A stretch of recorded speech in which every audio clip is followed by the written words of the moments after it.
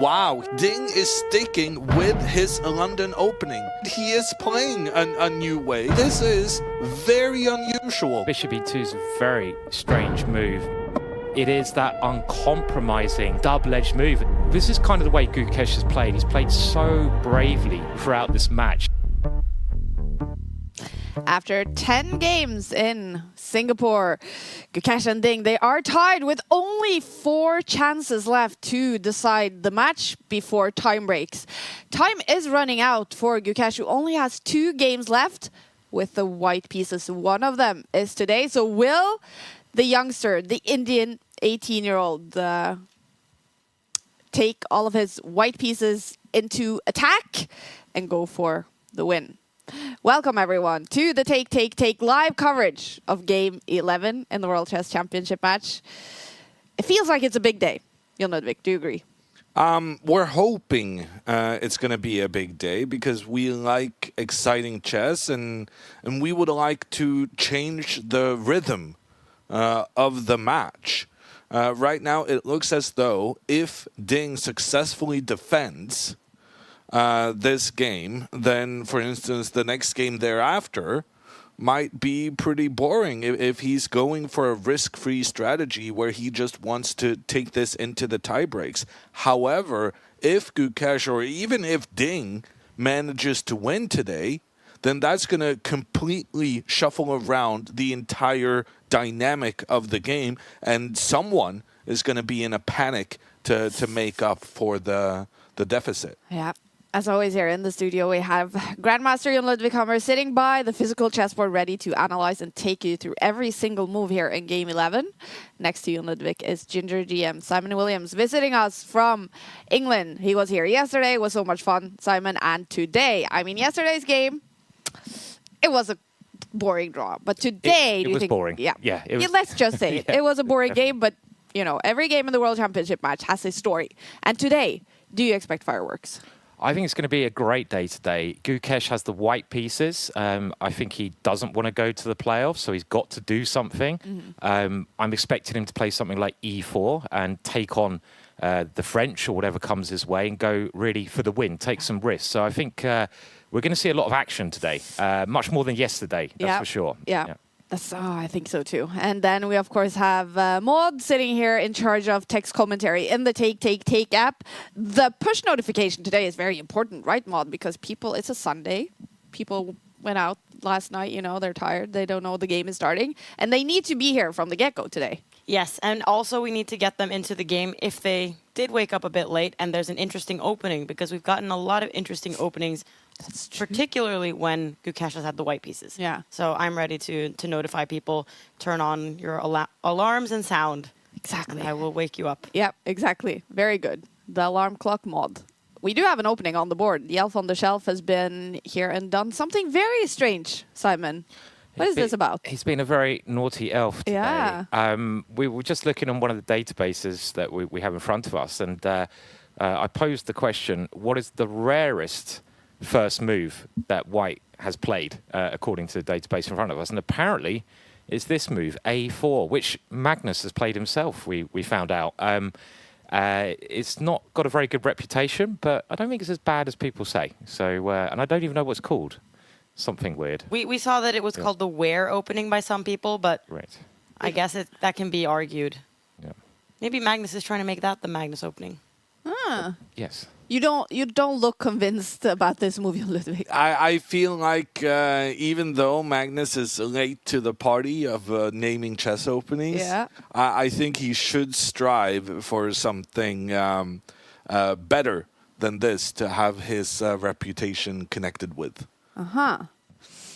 Okay, so what do we expect then from Gukesh today with the white pieces? If I may adjust the elf, Simon says maybe the king's pawn 2 steps forward. And that could be a really interesting development in the game, because Gukesh has shied away from this move ever since the start of the match, because this is the move he used in game 1 and ended up losing.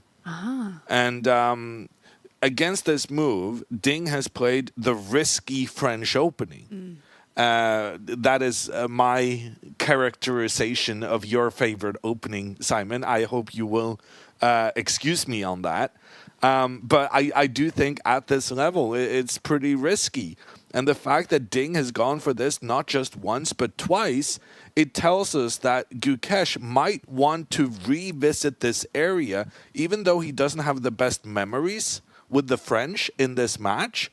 It is a way of playing where you know Ding is going to take some risks and create an unbalanced position. Whereas, for instance, if he plays the Catalan like he did in his previous white game, Gukesh wasn't really able to get anything out of that.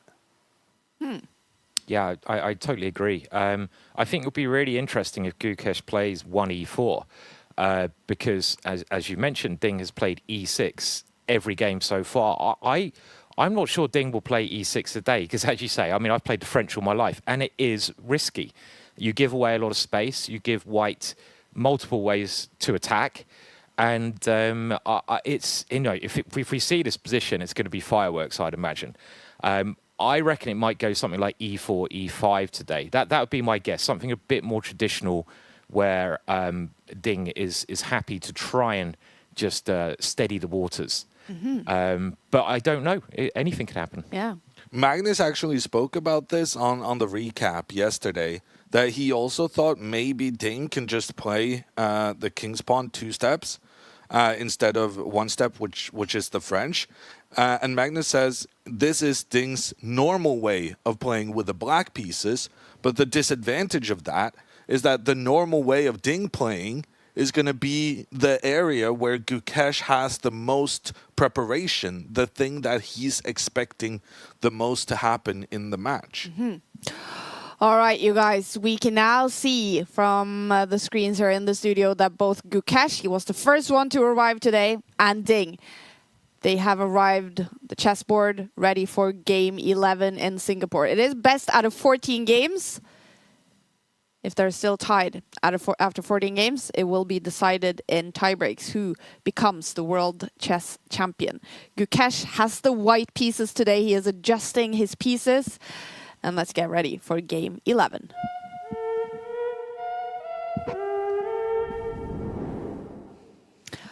Okay. I'm realizing with your chessboard now, Jon Ludvig, that this is going to be the opposite way from the live board, right? We need the black pieces. Let's get ready for the game. And it's very cool now to see Gukesh leaning back with his eyes closed in Zen mode before the big battle of game 11. He has this routine where he kind of has like this Magnus-like routine to adjust all of the pieces, and then he closes his eyes and he sits there for like a minute with his eyes closed. I've seen some people post on Twitter of all of his opening routines. Just imagine what they're feeling inside as well. I mean, because any decisive result now could make them world champion, or they could lose the world championship. So as much as they look calm, they can't be. It's impossible. Exactly, yeah. And Ding has that very Zen-like look as well. So, yeah, what are we going to get? It looks like Ding is already thinking about the move. Yeah, he's staring at the black pieces. Which one should I move? They were asked a question at the press conference yesterday. They were asked if they now feel the pressure with every single move, that every single move could potentially lose them the match because they are tied still. And that must be very difficult, Jon Ludvig, to have that in your mind at all times. Yeah, that, no, like, I think we spoke a bit about it earlier, that the match kind of initially was stressful because it's a new situation, especially for Gukesh. And then you kind of acclimatize into the match and the opening. But now, nearing the end, because every decision, the stakes are higher. Yeah. The fewer games there are left to correct your mistakes. Yeah. And now the tension is building, and I that's why we've seen the most boring games of the World Championship in the last two games. Because before that, we had so many exciting original openings and games, whereas the last two ones have been dull, to say the least. But it has to do with the psychology of the match and wanting to put pressure. Ooh. Yeah, look at that. Oh, brilliant. So we have two moves. So we have opening move made for white. I'm not sure who that is, but we recognize the woman here doing the first move for Ding. She is a former world champion. Not the current one. She's a former world champion. Her name is... Hu Yifan. Hu Yifan. You say Yifan Hu or Hu Yifan? I don't know. That is always... Wow, look at the first move. We have a Okay. move on the board. It's the Reti opening, moving the knight out first. This is traditionally what you always do as black against the queen pawn opening because it's considered very flexible. Very often you want to place your knight in towards the center of the board regardless. And so Gukesh says, okay, I'll just do this first and then I'll see what kind of plan you adopt. And then I'll make my considerations based on how you play. And wow, very exciting play here. Because after the pawn steps 2 squares forward in the center of the board, this is the same move as the last time Gukesh played this knight out. But last time he played his pawn 1 step forward on the side to get his bishop out. But now he immediately challenges in towards the center of the board. And this is a very, very combative way of playing with the white pieces because it allows black to push the pawn further forward, which then results in a very double-edged situation. Yeah, very interesting, this move. And it'll be very interesting to see how Ding replies. I mean, as you mentioned there, John Ludvig, if black pushes the pawn forwards, it gets crazy. Some of the variations here are absolutely insane.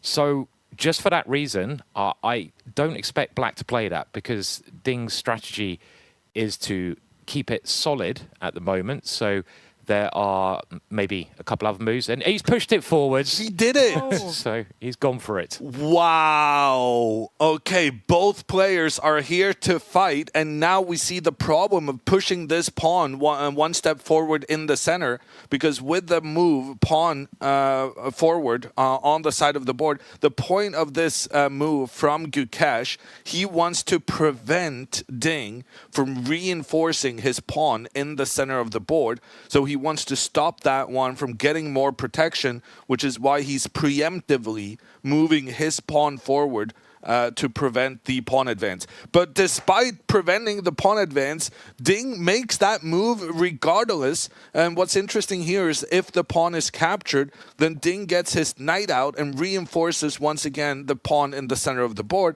And Ding thinks that he will manage to get this pawn back later on. So Ding kind of makes a sacrifice here by pushing his pawn up. But then Gukesh makes a counter sacrifice with his pawn 1 step forward in the center. Instead of accepting Ding's pawn, Gukesh is now giving Ding the option of taking one of his pawns. So Ding tried to sacrifice a pawn, and Gukesh says, no, I will sacrifice a pawn. This is very strange. But this is the kind of thing that can arise from this opening. And frankly, this is how I have prepared as the black pieces to play against this Reti opening. I like this move c5 that Ding played, but the problem with it is, like Gukesh did, the counter sacrifice of a pawn in the center of the board. And if I remember my notes correctly, I'm pretty sure moving the knight out now and completely ignoring everything that's going on here, amazingly, is the best move and the way to play. But I gotta say, if Ding has not anticipated this opening, then he's in for a big surprise, because this now becomes very unusual, very double-edged, and if Gukesh is sitting there having analyzed this with chess engines and Ding has not, then this is a very, very troublesome opening for him. Okay.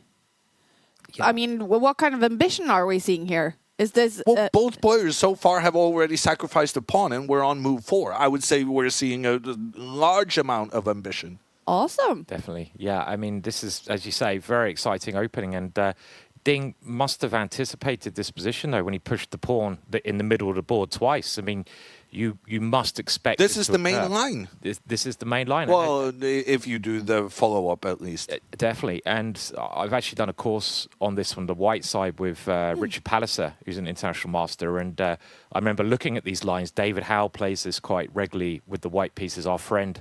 And when I was analysing some of the lines here, some of the lines are mind-bendingly complex because black has another option. I mean, here, as well as moving the knight to that square, you can move the pawn to that square on f6, which is very risky, but it has to be analysed in when you're preparing this from the white side, with the idea of black just going for the centre with this massive sort of V shape there for victory.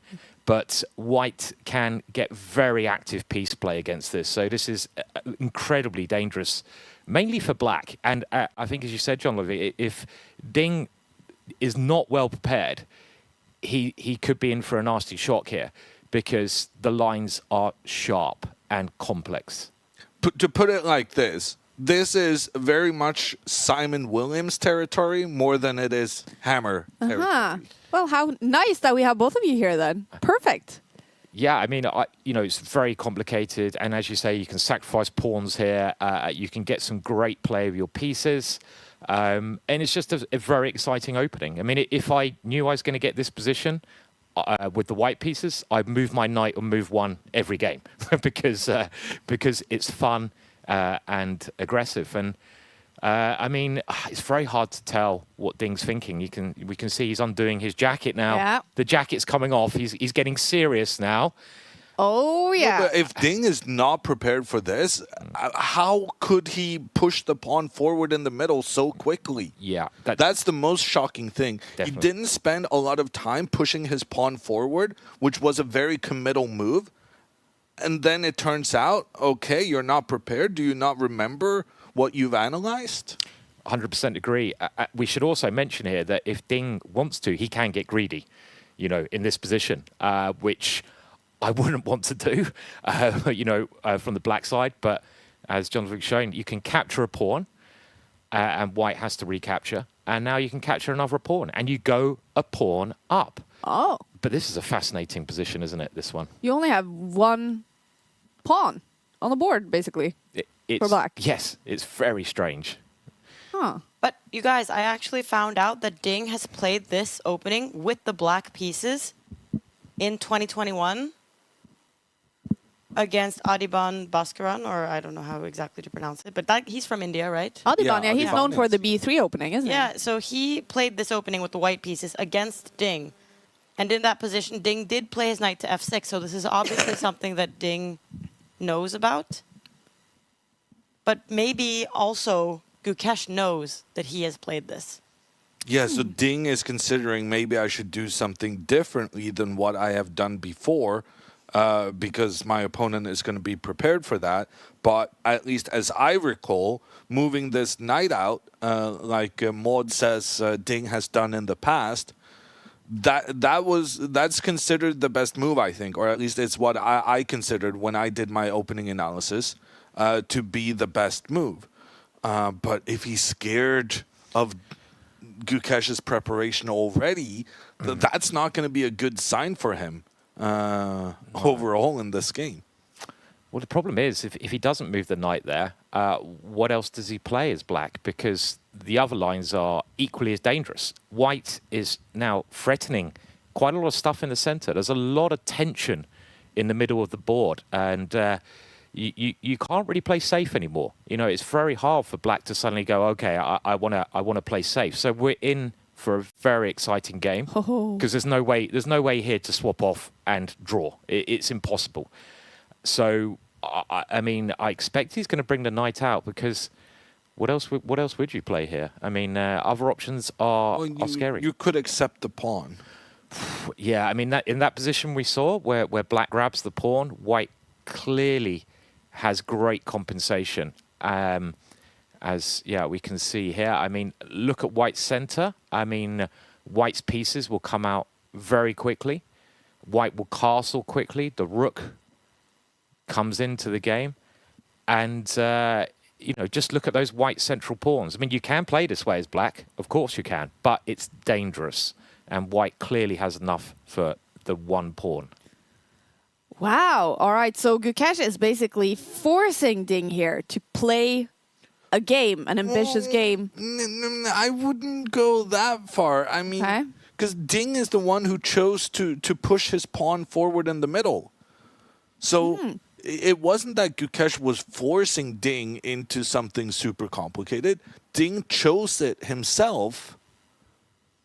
And then he started thinking.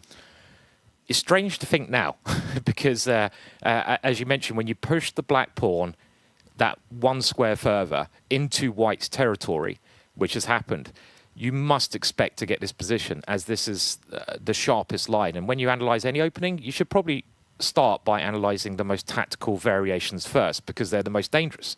If you don't know what you're doing in the most tactical lines, you can lose very quickly. So this is it's a key line, and I thought he was going to move there. I think he's going to bring the knight out. Every other move is going to be, well, he has to know what he's doing in all the variations here. Wow. Already in move 4, Ding Liren is been thinking now for 8.5 minutes. Remember, the players have 2 hours each on the clock to reach move 41. When they reach move 41, they get an additional 30 minutes on the clock and 30 seconds after every move they make for the rest of the game.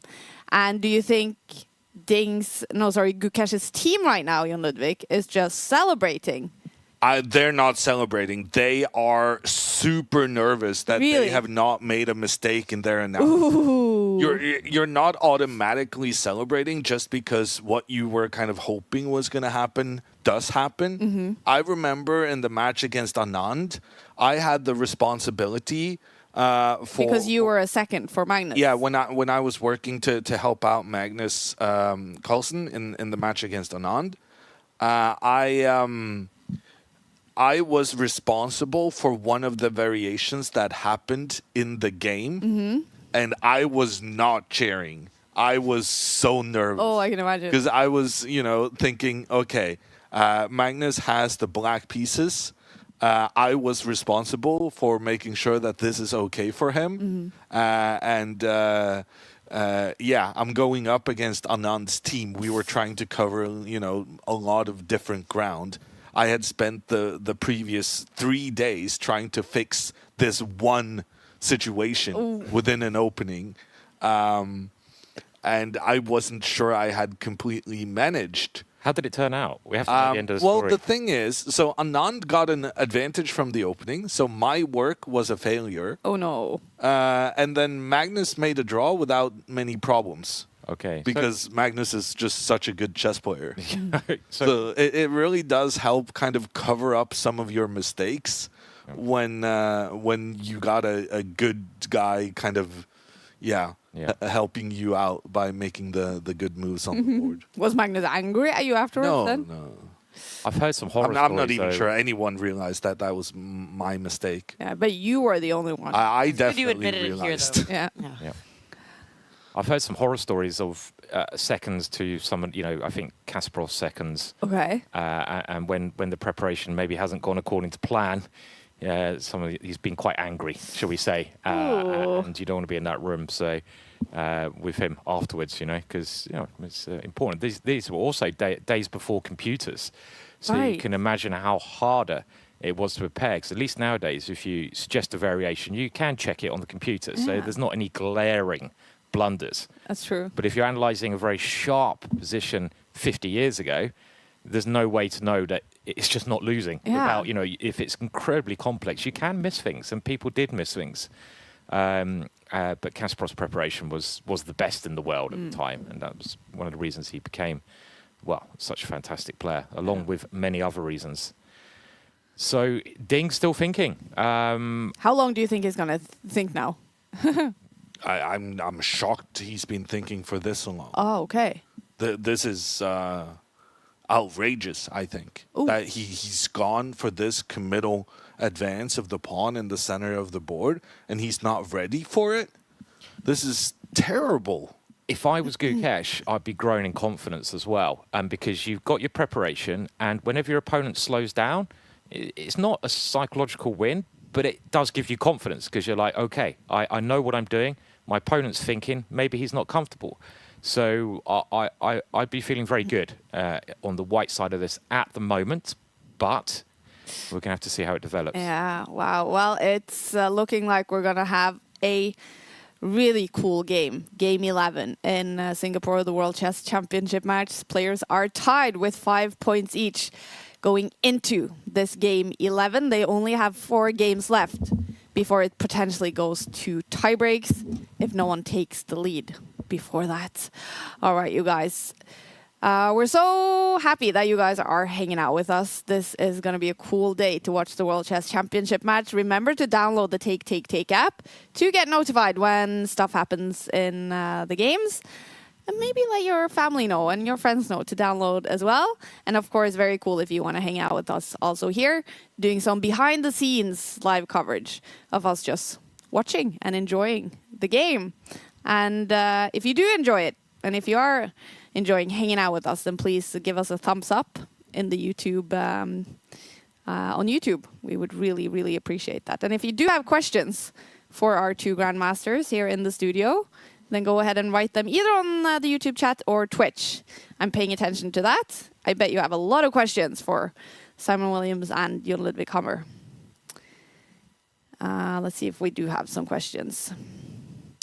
Well, some Prince asking who is better in rapid, and that's why this is such a huge deal, because it is said that Ding Liren is the better player in faster time controls, and that Gukesh should try to decide this in the classical part.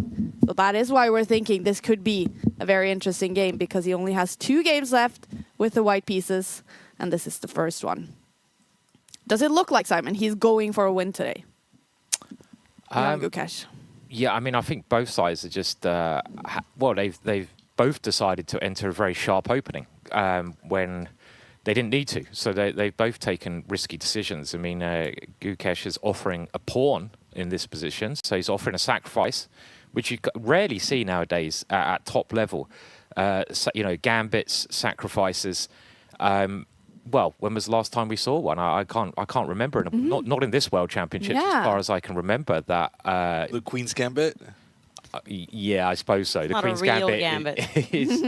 This is kind of a real gambit because black. You actually don't know that you're going to get the pawn back. That's right. In the Queen's Gambit, you're going to get the pawn back generally. But in this position, if black starts grabbing pawns, white's not going to get that pawn back easily. So it is a real gambit. Gukesh did gambit a pawn in the Grunfeld. The last time he played this knight out on the first move, he did sacrifice a pawn there, something Magnus called classic Gajewski sacrifice or something. Right. Gajewski being then a second of Gukesh. I think, was he also Anand's second? Is that right at some point? So, yeah, I think so. But I mean, this long think. I mean, Ding's done this a lot, though, right? Early on. And he did this in the first game when he won. But in that game, Ding was surprised by Gukesh's opening, I think. It was quite a rare line. I am still wondering why he's thinking so much here, because this is not the moment to really think. But he has done this before, so I guess he's just trying to remember his variations. And it's very important when you pick an opening, really from either side, to know what kind of positions you want to play, because you're going to, this is sharp, so you have to be ready for violence. If you wanted a quieter game, you don't play this variation. So this is what you're supposed to do in the opening. Just work out what kind of position you want. Well, and Ding has spent a lot of time previously, but I also want to note that we have criticized it every time. Yeah, that's true.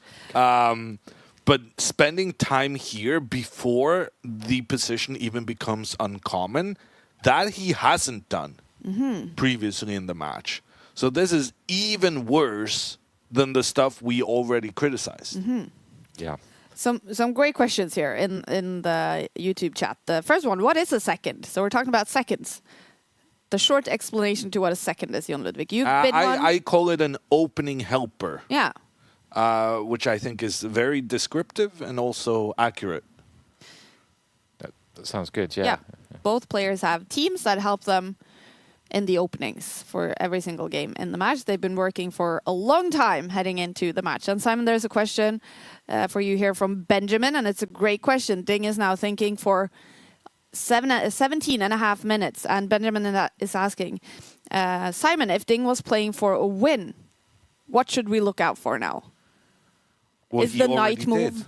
did. I mean, there's so many moves here how you can play for a win. I would say grabbing the pawn is obviously the way, you know, if Ding really wants to play the maximum risky line, he goes a pawn up. Okay. Because you go a pawn up, the position is obviously unbalanced. You either get checkmated or you win the ending. Well, that's not obviously the case, but that's sort of the aim. Yeah. And the other move, I think, can lead to very sharp positions, but I don't really trust it. I remember from my analysis was this pawn move that we can see on the board here, trying to build up the center, getting this sort of V shape of pawns. This is quite a good positional idea because the center is very important, but look at Black's pieces. Black's pieces are all sleeping. And this can lead to some very interesting tactical chances for White. I don't really trust that pawn move, but my analysis is obviously not going to be as good as these guys. And Well, I also just think any move Ding makes is going to be an exciting position. He already committed to going for the win in many ways when he pushed his pawn forward in the center of the board. So, I mean, even if he just plays the most solid move at this point, a solid move in a crazy position is still a crazy position. Yeah. And there's other options here as well, I think. You could potentially move the pawn 2 steps forward on the side of the board. I seem to have some recollection that this is an idea in certain moments. And you can also, instead of first capturing White's pawn in the middle and then capturing the other white pawn, you can also capture the white pawn on the side first. And then it does not become a pawn sacrifice because White also gets a pawn back, but White's pawns look a bit funky in the center of the board. And this also is very interesting. So basically, like Simon says, there are a lot of options here, but there's only one option that kind of has the best reputation and that Ding has played himself in the past, and that's moving the knight out. And the longer he delays this move, the more unlikely it is, I guess, that he's going to stick to what he has done before and that he just wants to play something fresh, maybe to surprise Gukesh and get Gukesh out of his prepared opening. Did we send out a push notification if he does something else? I'm thinking maybe we do it regardless. No matter Okay. what Ding does? Well, maybe even now. I was just thinking I kind of wanted Ding to finish his thinking, if I can be so rude. Fair point. Because I feel like when I'm watching a chess game, I think it's most interesting when moves are going on. And I thought if I notified people 20 minutes ago, they would still be looking at this position and... Yeah. Lose interest. It's interesting. I think the position is interesting. That it's one of the positions. It's one of the openings that we've seen on the board that's been like most crazy to me. Yeah. I don't think I ever would have expected to watch a world championship match and see something like this. Because this looks like something like a kind of a crazy player at like your local player at a club would just play this, and you're kind of like, this seems a bit weird. Yeah. Okay, so I'm trying to remember all the different things I have analyzed here as the black pieces, since I sometimes play like this as black. And I checked it with the chess engines. And so there is a... So we had, for the previous moves, I'm just going to do it on the board. we had Gukesh put his pawn so that it could be captured. So this was kind of a pawn sacrifice, but it's the Queen's Gambit kind of pawn sacrifice where you know you're going to get it back if your opponent captures it. Then Gukesh counters with a proper pawn sacrifice. He doesn't know that he's going to get this back. Wait, so Gukesh is white. So yeah, you said Gukesh. Gukesh made the pawn sacrifice here with the pawn forward in the center. And Ding can then choose to accept. This is a proper one. Here you cannot save the pawn if it's captured. And then Ding could make, in the current position, a third pawn sacrifice in a row. That's the kind of thing you like, Simon. Yeah. This kind of move is it's actually like become quite popular. You can get this kind of position, bizarrely enough, colors reversed. I think it's called the Blumenfeld Gambit. In that variation, black has another tempo, but then that move that you showed there is a very common idea, because you're trying to divert white's knight away from its quite strong position and therefore gain a little bit more control of center, and also try to target that white knight in some variations. This is the kind of thing I'd like to play, obviously, because I like getting the initiative at all costs. I hate defending. And you can see with this move on the wooden board that John Ludvig just played, the white knight is attacked, black's gaining tempo, and black's getting a bit nearer castling, whilst white has a little bit of issues getting castled in this structure. So very interesting move, that one. And also, I checked whether I remembered correctly that one of my ideas were to accept the pawn without capturing, because one of the reasons that you capture white's pawn is that after pawn takes back, or one of the reasons white wants this to happen, Simon kind of alluded to it, is that after then the pawn is accepted, then white gets their pawn forward in the center, but also in the next couple of moves, white gets their rook involved, pointing down towards black's position, because there's no pawn standing in front of the rook. So there is an argument to be made, if we go back, that you could accept the white pawn, but without making this trade, which opens up for the white rook. So pawn takes pawn right now would accept the pawn on the side of the board, but leave your own pawn in the middle undefended. However, in doing so, you prevent white's plan of moving their pawn 2 steps forward, because they first have to deal with your blockading pawn standing in the way. And here, if the knight captures the pawn, then we get the opportunity to push our pawn forward, attack the knight, and this is just a good position for Ding. And that's why, in order to punish black for their method of playing, is you have to capture with your pawn in the middle, but then having 2 pawns on the same file is a bit disadvantageous, and there are chances of black trying to attack the forwardmost white pawn in the middle right now. Okay. Still thinking, Ding. On the 4th move, spending 25 minutes. It's I don't crazy. think we've seen anything like that, even though Ding's like super long thinks in the opening have become like a ritual of this World Championship match. Like, this must be the record for that early on in the game. Holy cow. What is he thinking about? He is shockingly poorly prepared. Yeah. Really? Yeah, no, nothing extraordinary has happened after he made the decision to push the pawn forward in the middle. This is a problem of his own creation. If I was Ding's seconds now, I would be very concerned, because even if you prepared this line, which you may have done, you're worried what your opponent has prepared. He's very confident.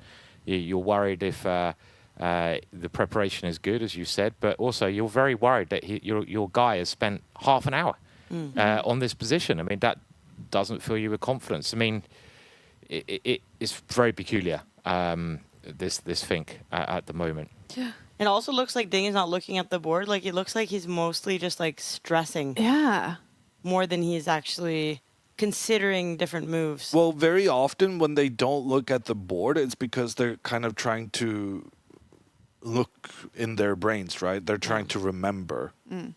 So in a way, that could be a good sign that he's not looking at the board, that he's trying to remember what he's supposed to do instead. Well, Ding is in the move. He has now spent 27 minutes, you guys. 27 minutes on move 4.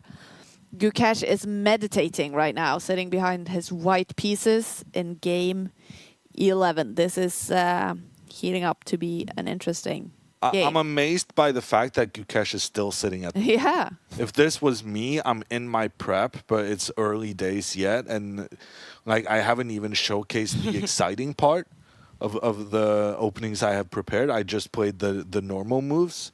I would just let him sit and stew on his own. But then again, it must be kind of nice that, you know, he's sitting there looking at Ding and just like, I surprised you, haha. Seems a bit unfair. He's definitely got the chair advantage, Gukesh. If you look They at chose those chairs themselves. Yeah, but it's so Oh, that's a comfy. I mean, good there is an argument point. you don't want a comfy chair because you want to stay alert. but Yeah. I definitely prefer Gukesh's chair there with the nice headrest. What is Ding going to play here? What is the longest think we've had? I was wondering in the match so far. What's the longest amount of time that one player has spent on a move? We've had so many things that have been over 25 minutes. Yeah. But I don't think we've had any over 40. No, I think over 30, I remember. Ding did. I think I've seen 35. In the app, you can actually see on every single move That's true. how long they've spent on each move. So maybe I'll go back and check.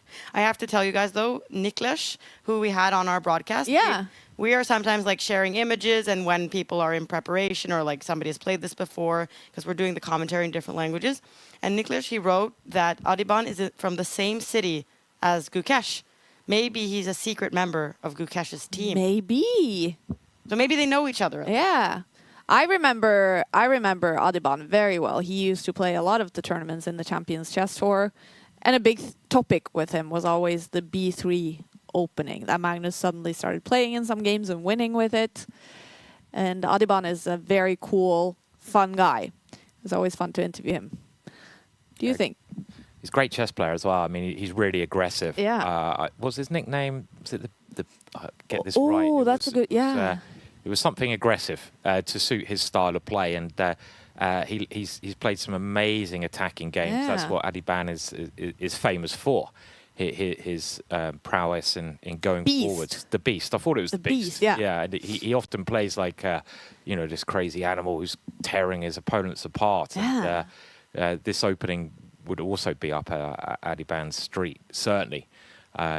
Which could explain why he's played it previously against Ding. Yeah, no, definitely. Interesting. We do have some questions here in the chat. A lot of people saying welcome back, good to see you, Simon. And there was a question. Ooh, I lost it. Sorry about that. Okay. See if I can find it. And why are the players not being shown? Well, I can answer that question. So we haven't bought the broadcast rights for the World Chess Championship match. So we only have the players here up on the screens in the studio. We will try to describe to you guys if something very interesting happens on the screens. But we have bought the broadcasting rights for the World Rapid and Blitz, which starts on December 26th. So with us here in the Take studio, you can follow everything that happens in New York. In the Rapid portion, in the Blitz portion, we will have people on site in New York. So that should be a lot of fun. Magnus Carlsen will play. Hikaru Nakamura will play. That should be a good World Championships. Will these two play? Do we know? As I understand it, Gukesh is signed up. Which surprised some people because normally you need at least a month off after a grueling World Championship match. You deserve a holiday, don't you, after going through this? I mean, it's not just the match, it's the preparation. The preparation can go on for months on end, and it's so stressful. You know, it's like this, the stress builds, and at the end of the match, they must both be exhausted, and they should go and find a beach somewhere and just chill out. Yeah, I think, know. you know, don't play any more chess for a little bit. But I mean, also they love chess so much. So Magnus has usually played both. But this World Championship match is a lot later than Magnus's, because Magnus's matches would usually end at the end of November, whereas this one is ending in the middle of December, and those 2.5 weeks difference, it does affect the players a bit. And also Magnus was trying to chase records, winning, you know, Everything. yeah, Yeah. having the triple crown. yeah.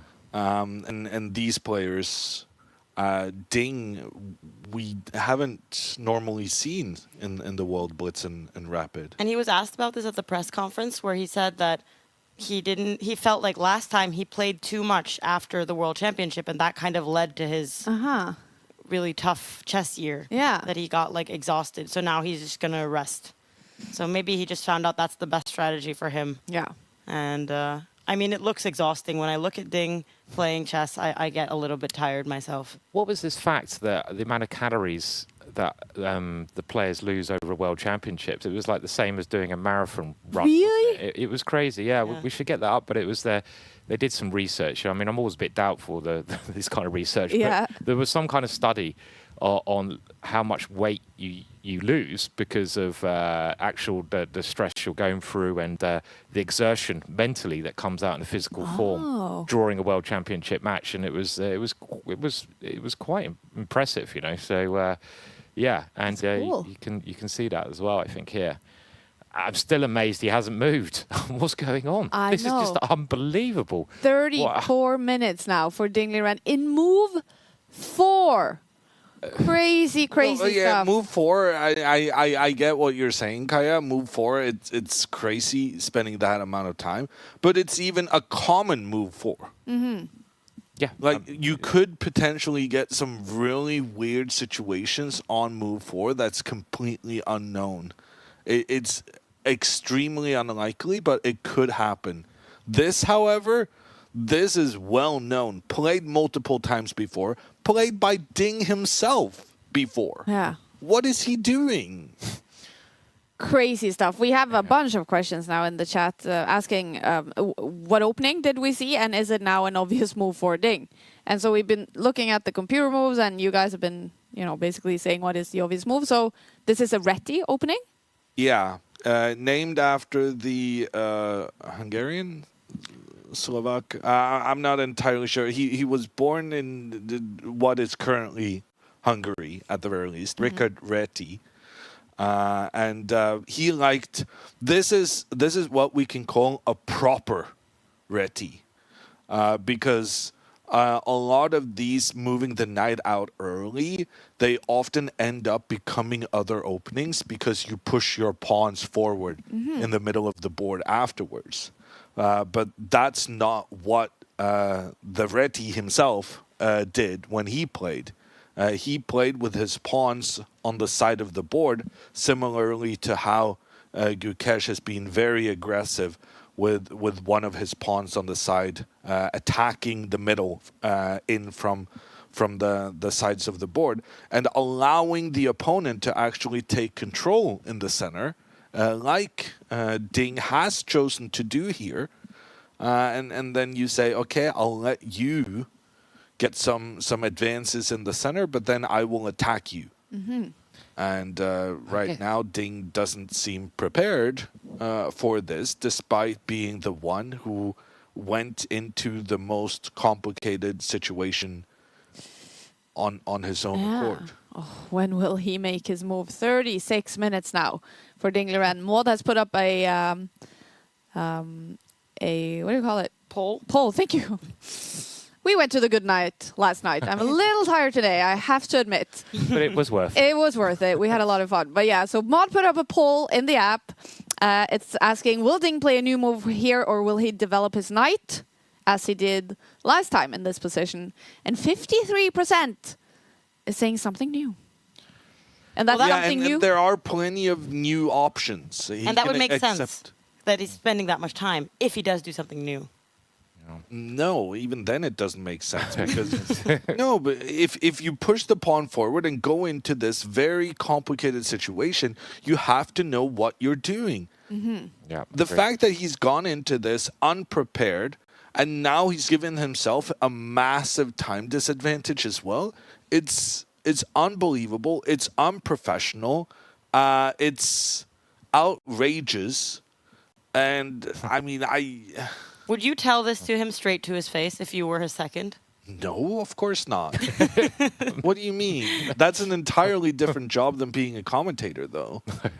You're trying to build the guy up when you're being his helper. But now I can speak my mind, and my mind is saying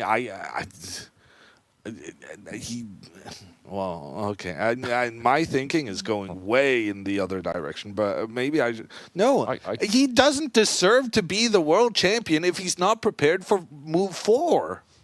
This is not good enough. You are getting quite excited about this. Yeah. It's great, you know. So I like it. It's unacceptable, and it's just not no. Well. And the guy is very close to getting the world championship title, but or retaining, I should say. Yeah. But this you cannot.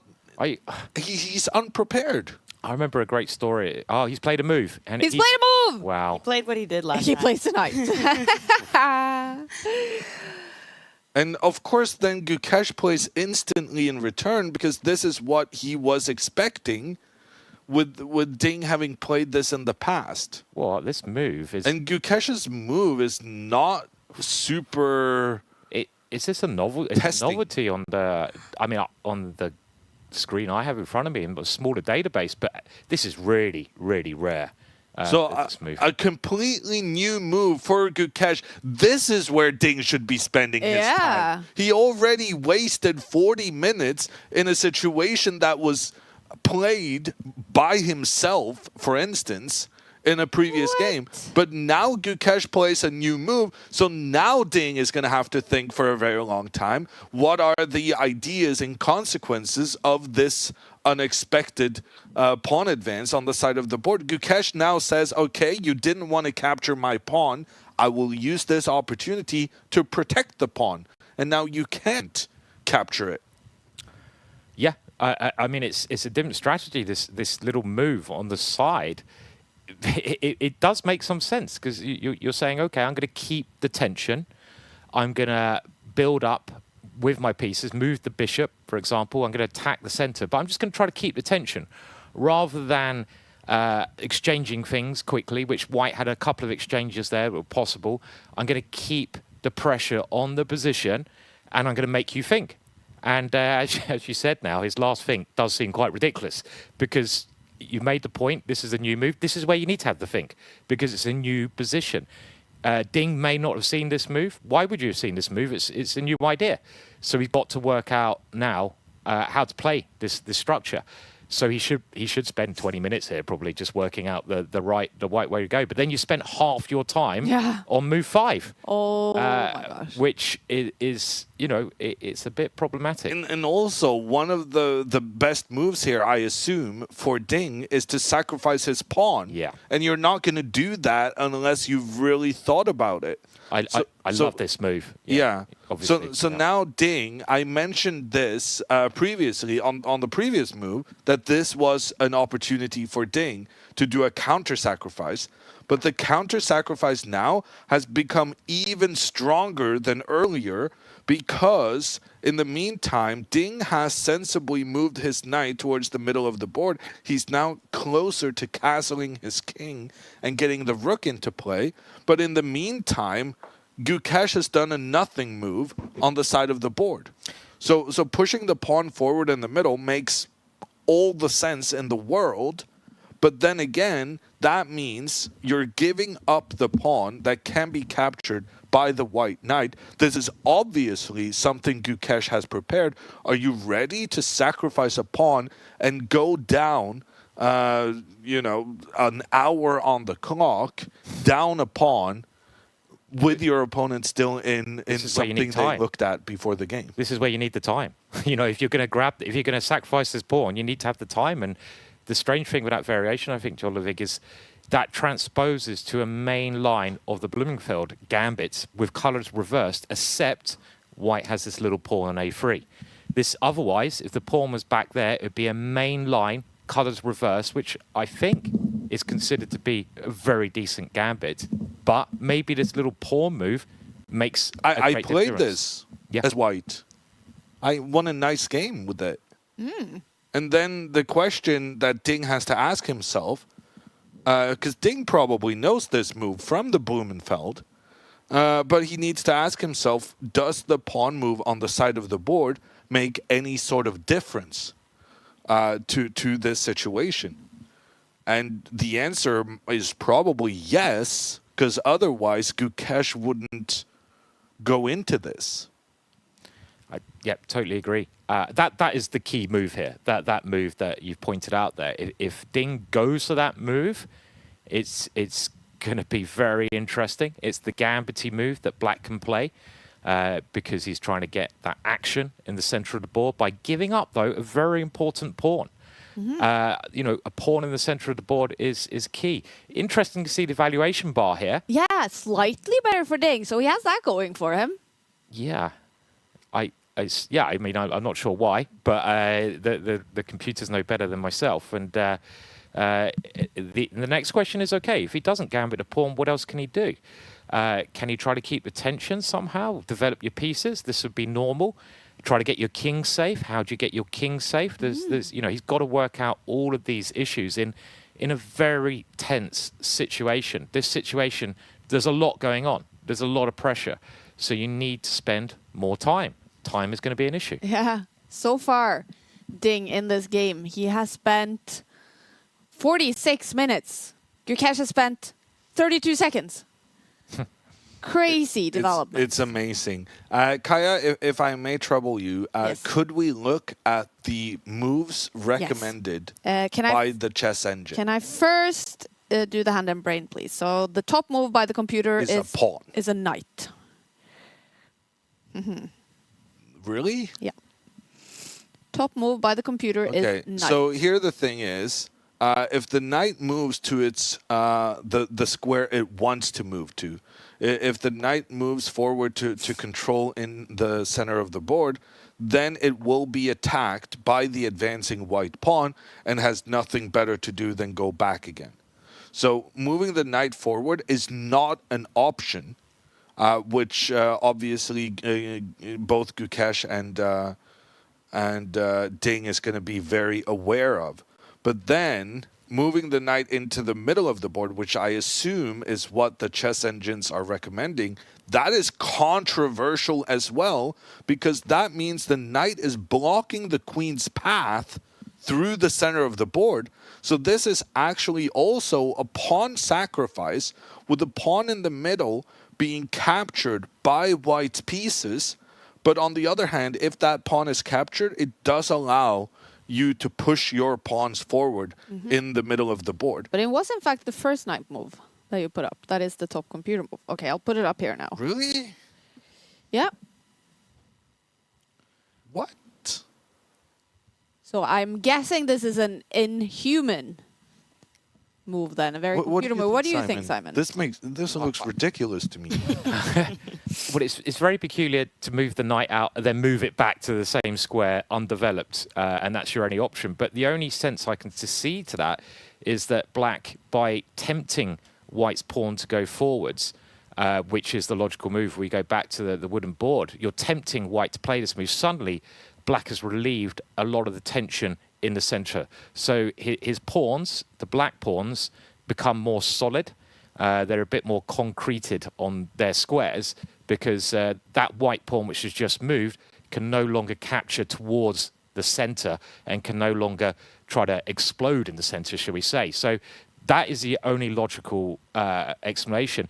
Is there an argument that the knight could go to the edge of the board here? I mean, I'd be very cautious about playing my knight to the edge, but this is potentially Well, it only has edges available. Yes. Either it's the edge of the side of the board or it's the edge at the bottom of the board. Yeah, that's right. And this is a little bit more active, but it's risky because the knight could be a target also on that square.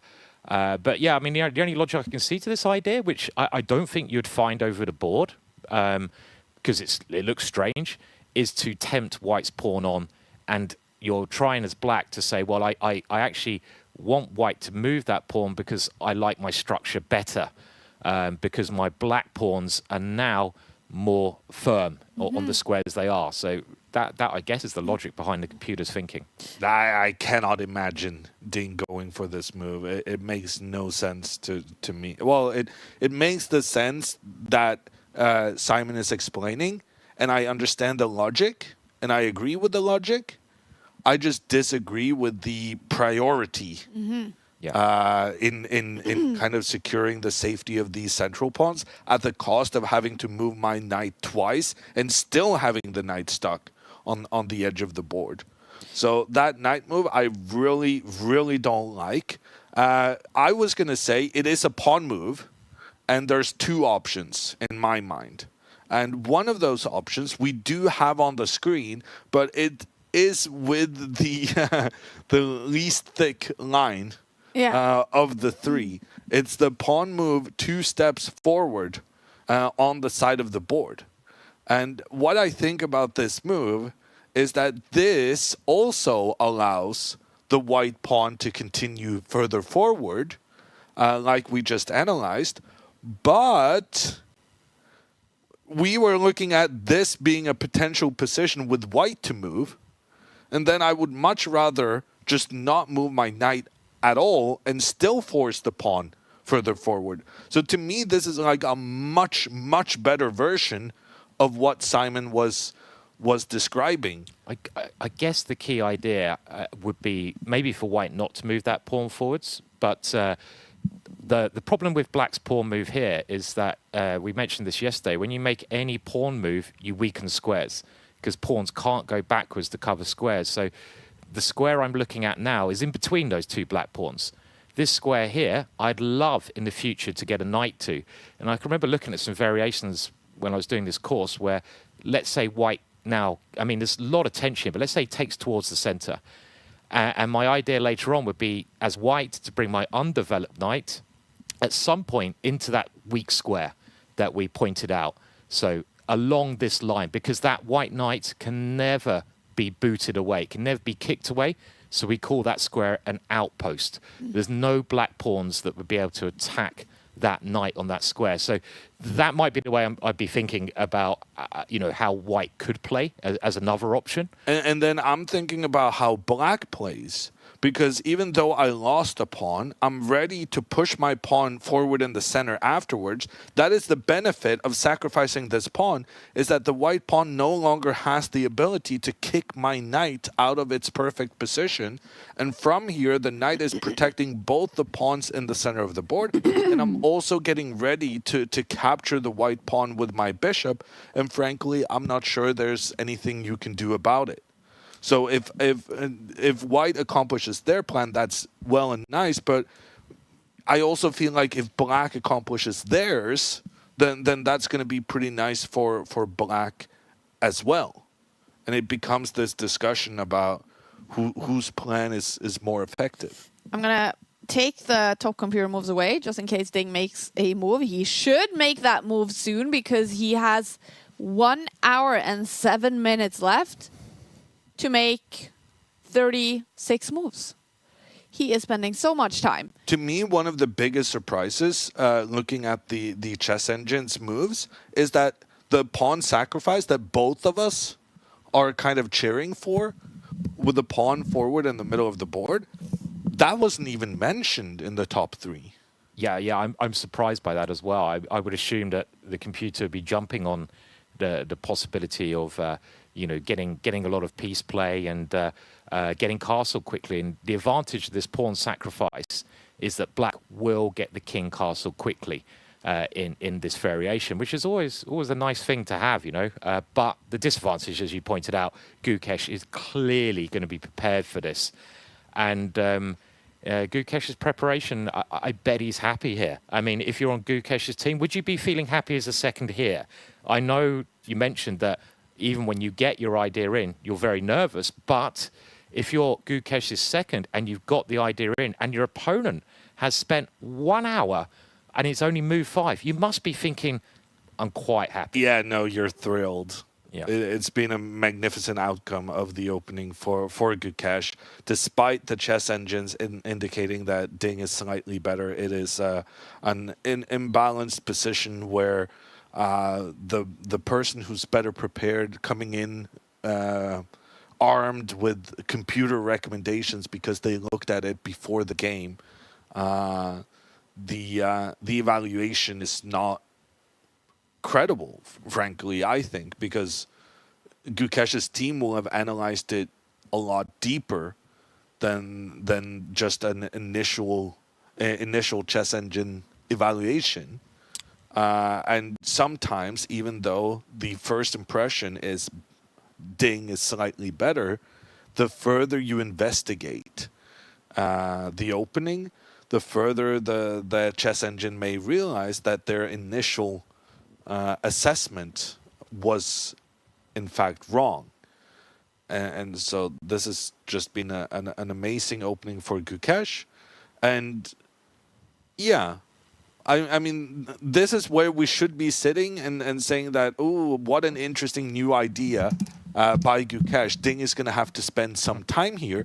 But because he spent 40 minutes in the situation where he already had played with the black pieces, now Ding doesn't really have the normal amount of time he can spend investigating the new idea.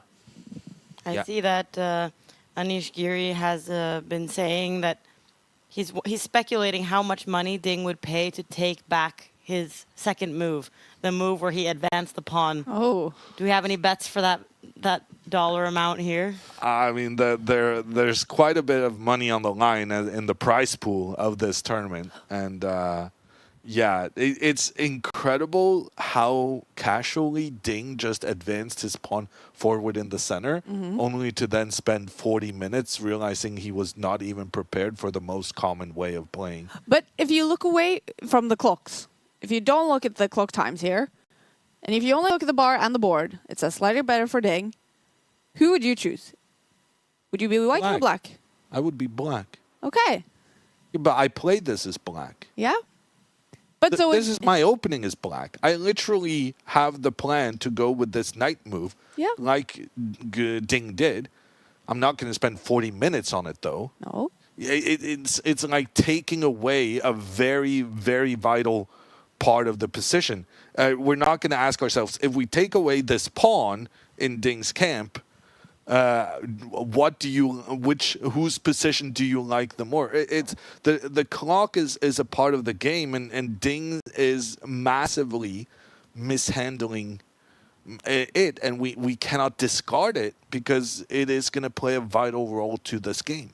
It's quite funny you touched that pawn and say if you take it away, because I'm looking at this position and you have one obvious move with that pawn, and the obvious move is to move it one square. And sure. And then you have the Simon Williams. Then you have the absolutely caveman crazy. I've been down the good night last night move, where you push it 2 squares, which won't be played, but it's fun to analyze. And the point of this move is, again, it's a pawn sacrifice, but you're trying to divert the white knight away to take over the center of the board and gain maybe an open file for your rook. And this move, it's probably ridiculous, but if you had a good night, you might play it. But not in the World Championships. It won't happen at this level. But but you would play it. I would probably play it and regret it about 10 minutes later. So, but this G5 idea in this type of opening was actually, it was championed by one of the most interesting players ever, Morozevich, played some similar G5 move, but it wasn't actually a sacrifice when he did it. But this idea of G5 has kind of been seen. It can't be good. It's too high stakes to play this move. Can be good. But it is too high stakes. It's too high stakes to start gambling with a move like this, because Yeah. it is a pure gamble, to play that. I mean, maybe in a blitz game, maybe if you've done a bit of preparation, it's playable. It's not, I just put it into the chess engine, and the chess engine says pawn to g5, sacrificing the pawn. Completely acceptable move. Oh, nice. Wow. Completely okay move. That's the first time the computer has said. No, my but second- basically, Yeah. Ding has so many different moves here that he can choose, and so many of the different moves he can choose are pawn sacrifices. Yeah. Because if he manages long term to keep on to his control with the pawns in the center of the board, then he can win the game. Yeah. And that's why all of these ideas with pawn sacrifices to divert the white knight from having control of very important central squares, that becomes an option. Yeah. Pawn to g5, 0.2, according to Chess Engine. So it's playable. It's playable. Yep. But will he play it? Ding Liren, in 27 seconds, he will tick under 1 hour on the clock. He has so far only made 4 moves. He is going to make his move number 5, and he has spent an hour. Wow. And this is game 11 in the World Chess Championship match. And is this the pressure of being in a World Championship match? You're just thinking that every single move can lose the title. I mean, it's definitely the pressure, but is it a record? I mean, in recent World Championships, must be. I mean, has anyone spent an hour for four moves, 4 or 5 moves? And it's half your time. You've got 35 moves to play. Oops. It's quite possibly a new record for the amount of time someone has spent at this stage of the game in a World Championships. I mean, Yeah. I can't think of any other moment where something like this has occurred. And Incredible. it's quite worrying for him and his team, really. I mean, just yeah. Imagine his team right now. What they're thinking, how nervous they are. Ding Liren is now under the hour on the clock. He has now spent 20 minutes on move 5. This is getting quite dramatic, you guys. He has now 1.5 minutes left on each move until he makes it to move 41. He has already lost 1 game on time. Yeah. And this is getting dramatic. Even if the bar is saying slightly better for him on the board, we're seeing fireworks here in game 11. Thank you to everyone for hanging out with us to watch this cool game. If you are enjoying it, then please give us a thumbs up on YouTube. We would really appreciate that. We have just launched our Take app. We're a new company, and we're hoping to make something good for chess with our app and with our studio here in Oslo. He needs to make the move. He needs to make a move, but frankly, there are several moves where I kind of like his position. Like the situation on the board is not bad. It's just the situation on the clock, but even that I think can be managed. Mostly, it's about Ding's head right now. His head is not in a great space when he's allowing himself to spend this much time this early on. Yeah. And that's going to be his chief concern right now, just get his head on straight. On the other hand, we have seen a Ding who plays really good moves when he's just forced to play quickly and trust his instincts.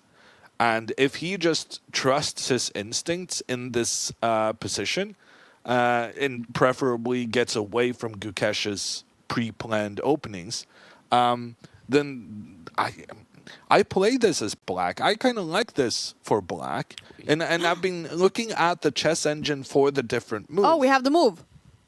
Or Yeah. Yeah, and that is not one of the moves I What? massively like. what? The Have you- bishop moves out, but this really illustrates how many different choices Ding had available. Bar does not like it. It now says slightly better for Gukesh. The bar does not like this move. Okay, so the bishop moves out to put pressure on the knight. We kind of had a similar idea, sacrificing a pawn to try and divert the knight from its current placement. But with the bishop threatening towards the knight doesn't have to move. And Gukesh, he makes a trade in the center of the board. then there's the recapture from Ding. And now Gukesh immediately tries to challenge that black bishop, arguing that if the bishop moves back, then the knight is free to do whatever it pleases yet again. Alternately, if the bishop trades for the white knight, then there's no more pressure towards the black pawn in the center of the board, but there is going to be a concern about the control on some diagonals, because this would allow the white queen to get out and make threats down the board, in addition to Gukesh here having the long-term advantage of the two bishops. So I really don't like this decision from Ding. And, well, imagine spending over 1 hour of your time and ending up not going for a good decision. It's not been a great opening for Ding so far. Yeah, totally agree. And the other thing worth pointing out is look how quickly Gukesh is playing. Yeah. Gukesh is piling on the pressure very wisely, I feel. He feels it's a moment to put the pressure on his opponent. He feels that Ding is uncomfortable. So he's playing instantaneous. He's saying to Ding, I know this position. I've looked at this position. I'm comfortable in this position.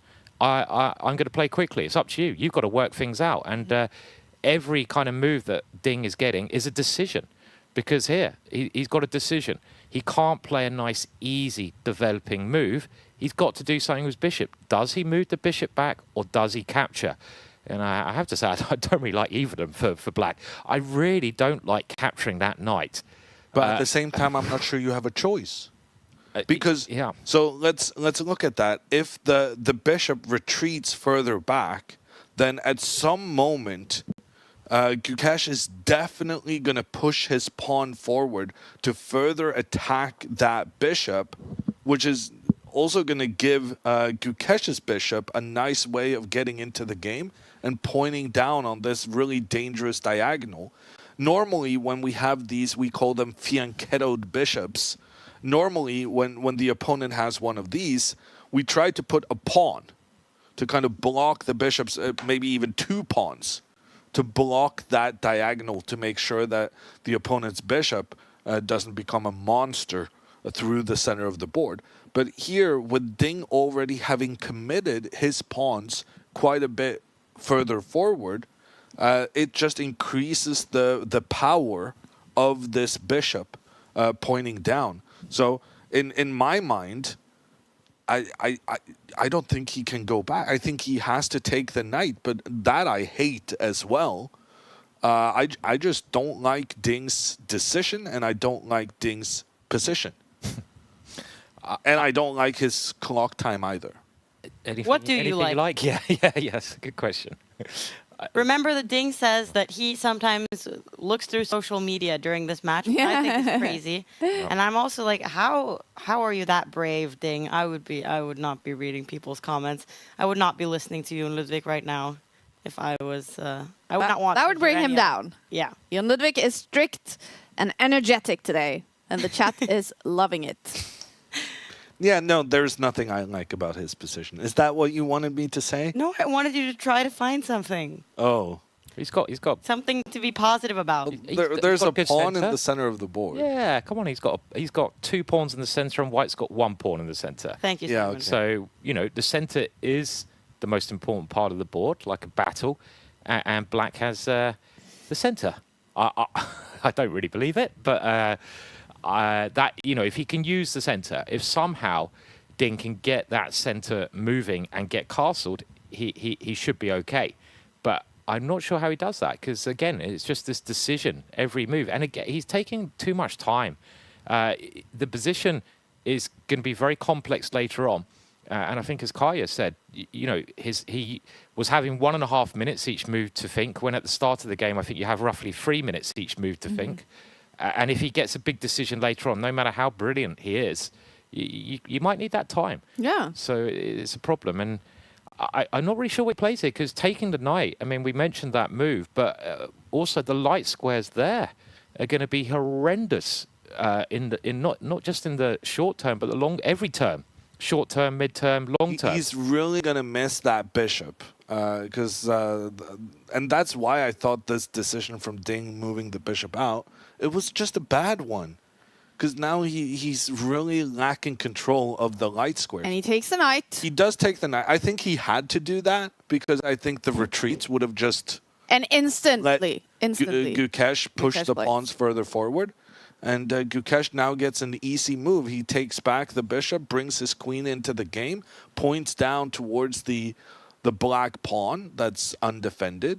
And frankly, the thing I'm the most surprised by in this position, Simon, is the fact that Gukesh is only slightly better. But I didn't even manage to finish my sentence until, okay, better, slightly better, in the vicinity of one of those two.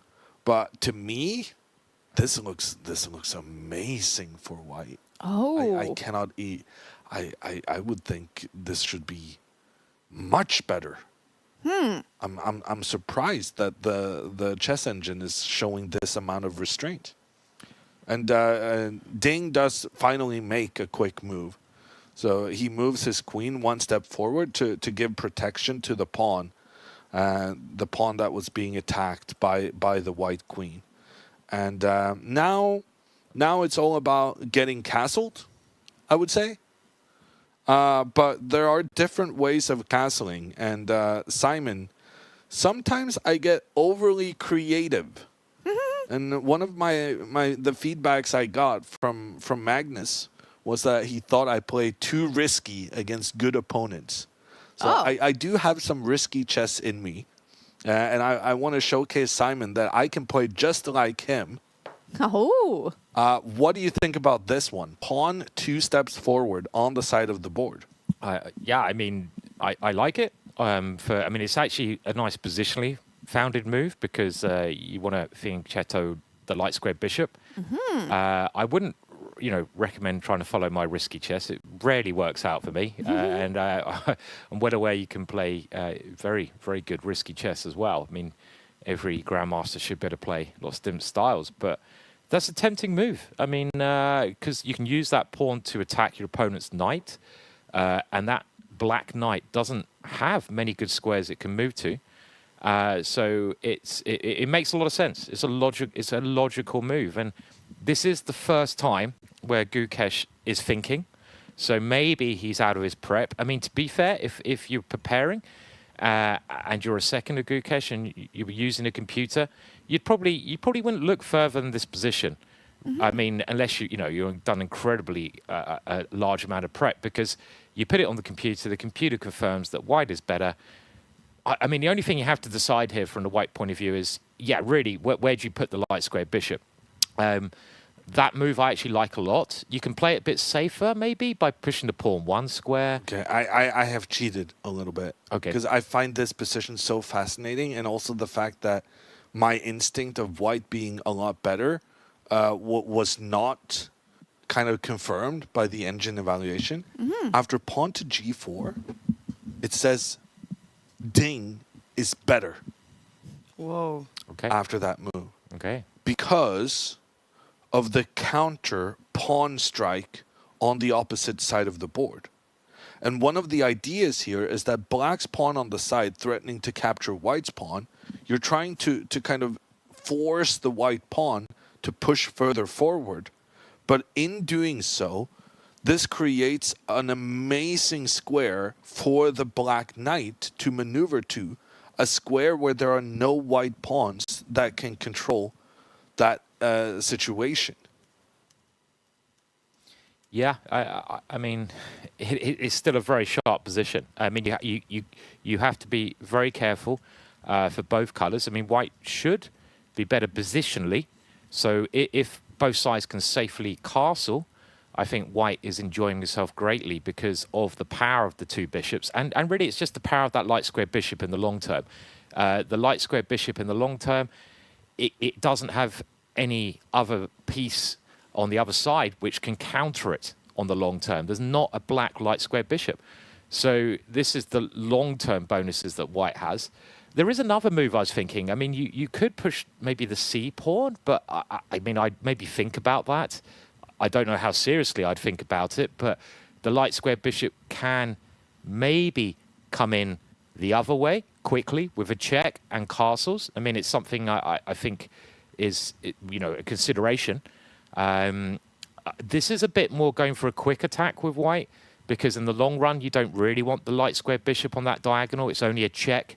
In the long term, you probably want it on the diagonal that John Ludvig has pointed out. And the safest move here is probably just pushing the pawn in the middle, right? But even then, a5 is something you have to consider. So, yeah, I mean, there's stuff to think about. a5 is a good move. As you It's a pointed good out. plan. It's very good. And that's Yeah. what Ding needed here. He needed a good plan so that he's not just being, you know, pushed aside and allowing his opponent to control all the important squares. He needs to have some good squares of his own, and putting pressure on white's pawn, and then potentially trying to lure that pawn forward for the knight to get a really nice positioning afterwards. That is the plan that that needs to happen. And look at this. Gukesh plays your move with the pawn one step forward, and suddenly the engine evaluation went from slightly better for white into saying balanced, and more importantly, Ding is playing his moves quickly. Bang. Whoa! What a change around. And Remarkable. every time in this championship, Ding has allowed himself to play quick moves. He's been playing good moves, and frankly, he's doing it again. So maybe this is he knows that. So maybe he's been And just getting low on time on purpose. Gukesh just continues, and now the moves are coming in really quickly. Yeah. Gukesh- Okay, look at the bar. Oh, it likes it Gukesh for Ding now. pushes his pawn further forward. The pawn that was being challenged by the black pawn on the side of the board. This pressure from the black pawn allows or kind of forces Gukesh to feel like, oh, I got to move that pawn to safety, which in turn has allowed Gukesh to get this great plan of moving the knight forward into a positioning where the knight cannot be chased away by white pawns, and slightly better. Very strange. What is going on? It Very says, strange. yeah. I mean, I take back everything I said about that bishop move. I just didn't understand the plan afterwards, but Ding did, and Ding made apparently a really good consideration trading his bishop for the knight, because even though white got some long-term advantages with the two bishops, for instance, he knew that he could create this haven for his knight on this c5 square, which Maud is making an arrow for the knight wanting to go there. I wonder what white should have... I don't normally like going back, but we didn't actually... I don't think we found the best move for white in the position where Gukesh played d3, this pawn up in the middle. I'm just intrigued because I'm going by the evaluation bar. We don't use computer here to check the main...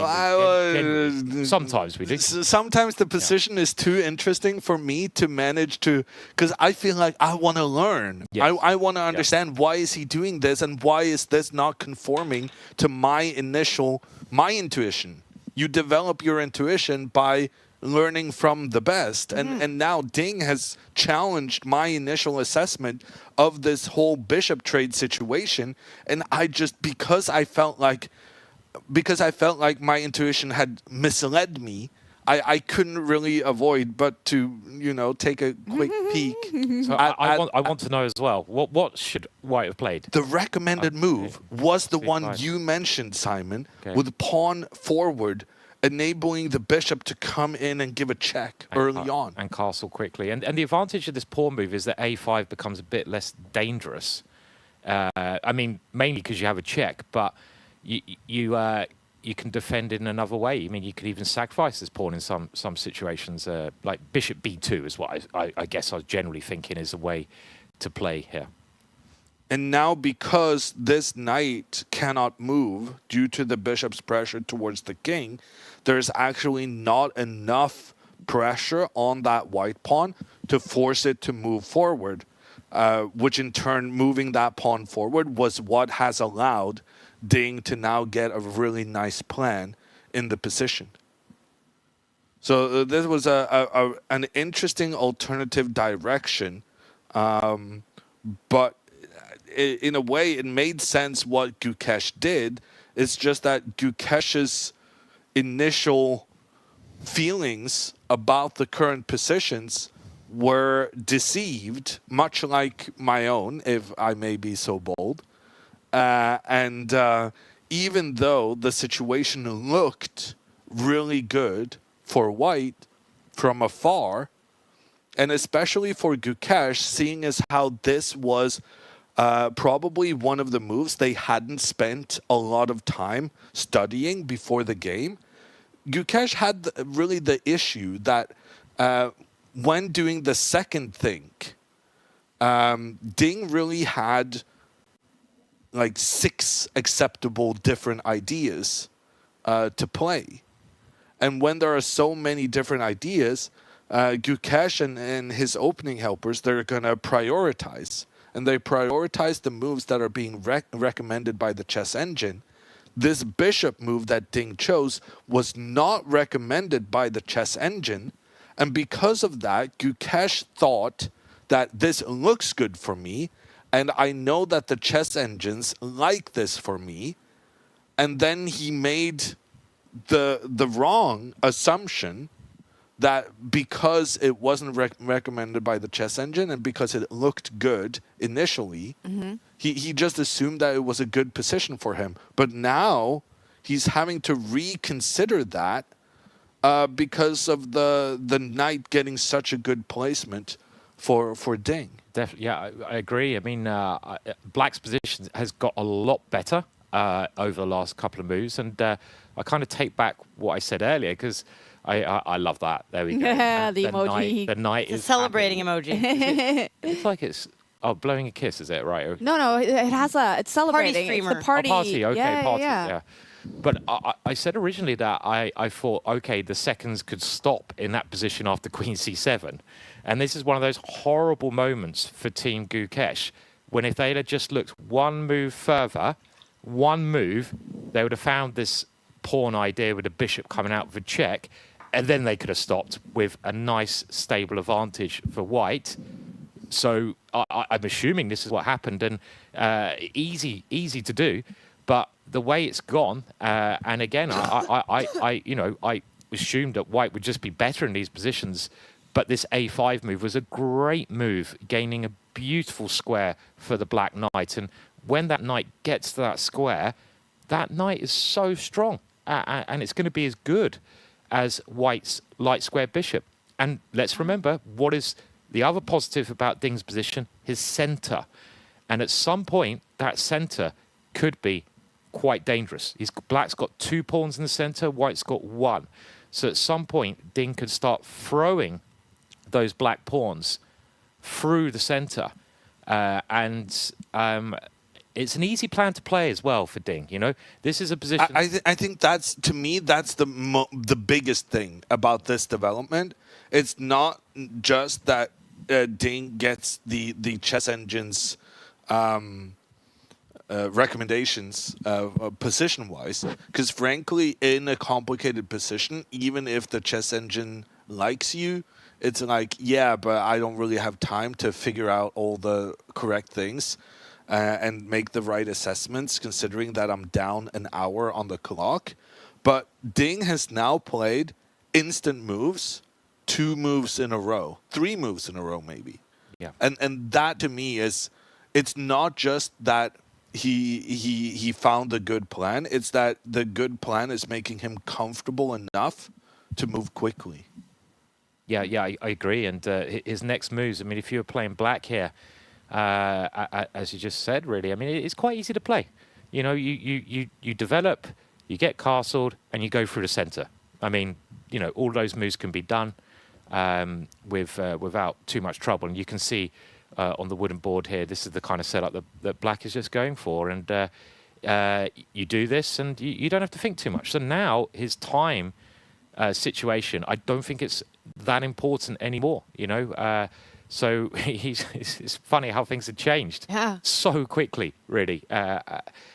Gukesh, on the other hand, he's got to think where he puts his pieces, because he can see this plan, Black's easy plan. Well, what do you do as White here? Where do you put your bishops? Where do you put your knight?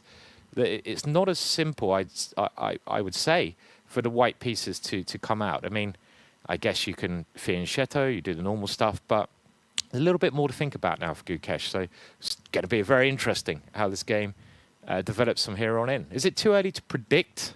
Oh, no. Is it? Do we not do that? Can we predict? We do that. We do that. So, I mean, it's only move 11, is that right? So can we predict? Game 11, move 11. What's the predictions, you guys? It's a good time to predict then what we feel the result will be.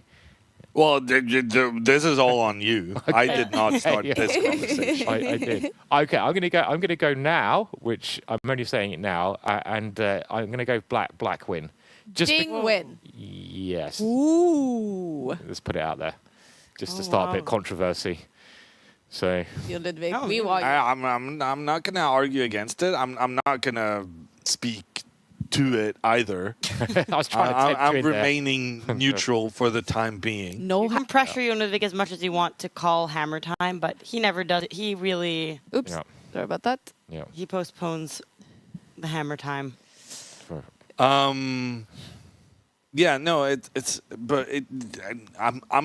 I'm mostly embarrassed right now. Because you said that Ding didn't deserve to be the world champion if he was unprepared on move You didn't have to remind everyone everything I needed to be embarrassed about. But I think you were, at the time, it was, you know... It felt like a really nice position for Gukesh, and I was so wrong. And I think that's why also Gukesh ended up in this situation. Yeah. Because he also thought that this must be good for me.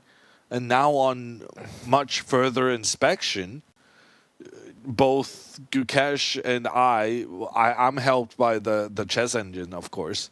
Gukesh not so much, but he's feeling like the moves are coming in much smoother from Ding, which he's definitely not going to like to see. He wanted to exploit Ding being very low on time.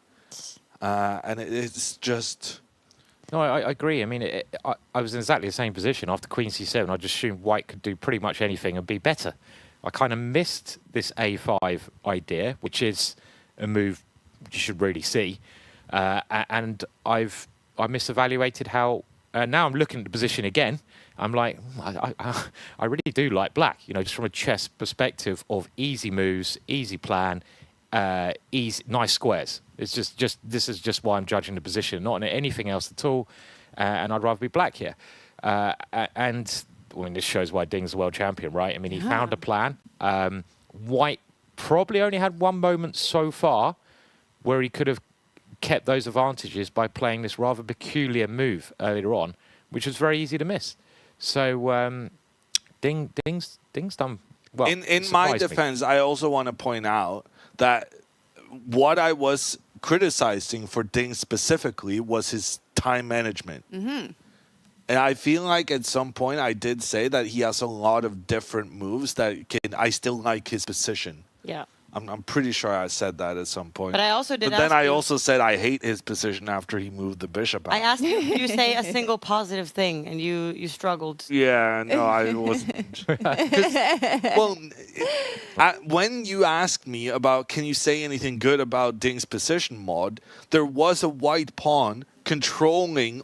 Well, actually, there were two white pawns working together, controlling all of these squares inside Ding's half. Had I understood that Gukesh would be forced to advance one of those pawns, then my answer would have been completely different. But I didn't understand what was about to happen. But Ding did. And frankly, I'm not sure Gukesh understood what was about to happen either. Because now he's thinking for a very long time and probably realizing that Ding is going to have a very nice placement for the knight. Mm-hmm. And also the current position.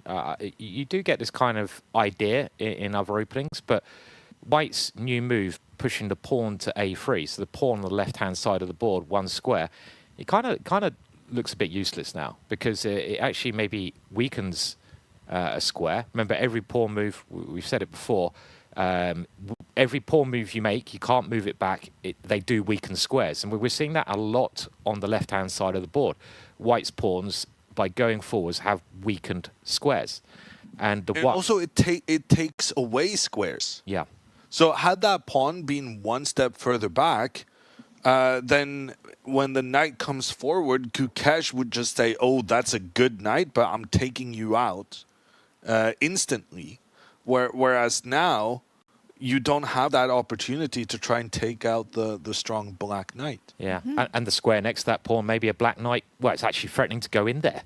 You know, in this position, that might just win on the spot, that move. So you've got to do something about that, which can be, you know, easily stopped, but it's just another slight issue that Gukesh has. So I think things have changed very quickly here. Yeah. What a game, 11, you guys. Gukesh now in move 11. Been thinking for 14 minutes. It's a slightly better for Ding Liren on the bar. We have a poll going on now in the YouTube chat. Who is winning this game? 41% saying Ding, 38% saying draw. Only 22% now for Gukesh, but there's support for both of our great players here in the chat. And we didn't hear from you, Maud. What do you think will be the result in this game? I actually asked the users of the app as well. Yeah. So it's pretty much the same story that you just said. 32% think Ding, 29% think Gukesh, and then 39% think it will be a draw again.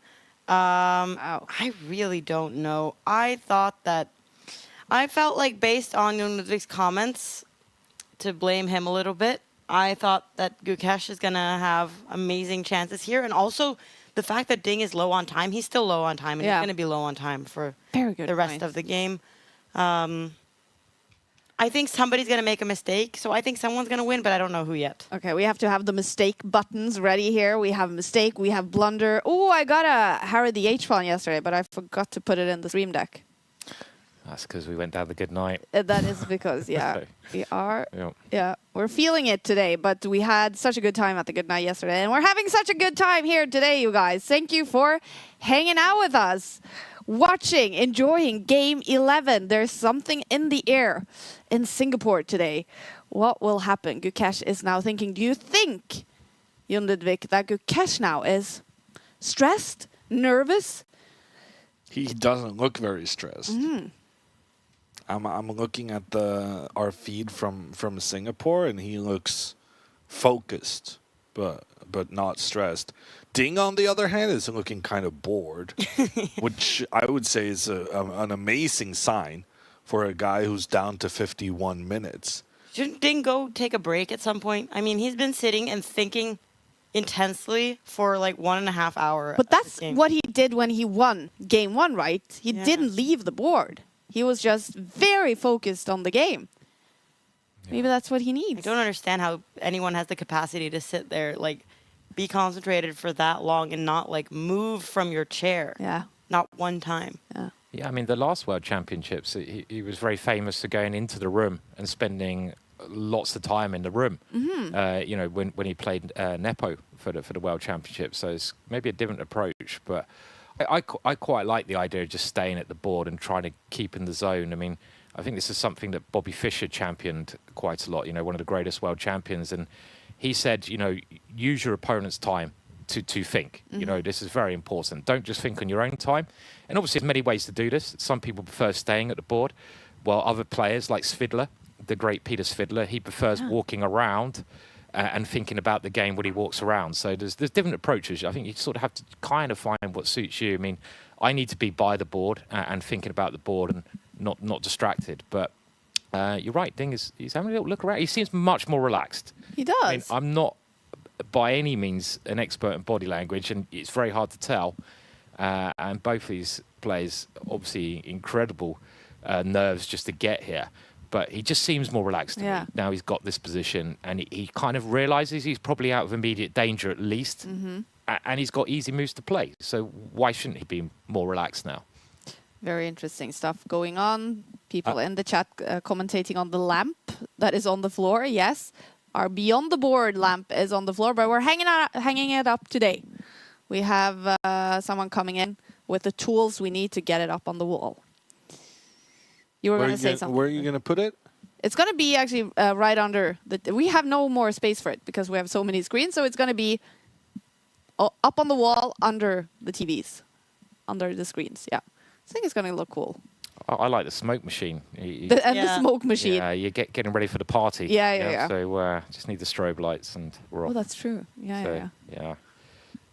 I just want to say that for a neutral observer and for the entertainment value of the final few games of the match, I don't think it matters whether Ding wins or Gukesh wins.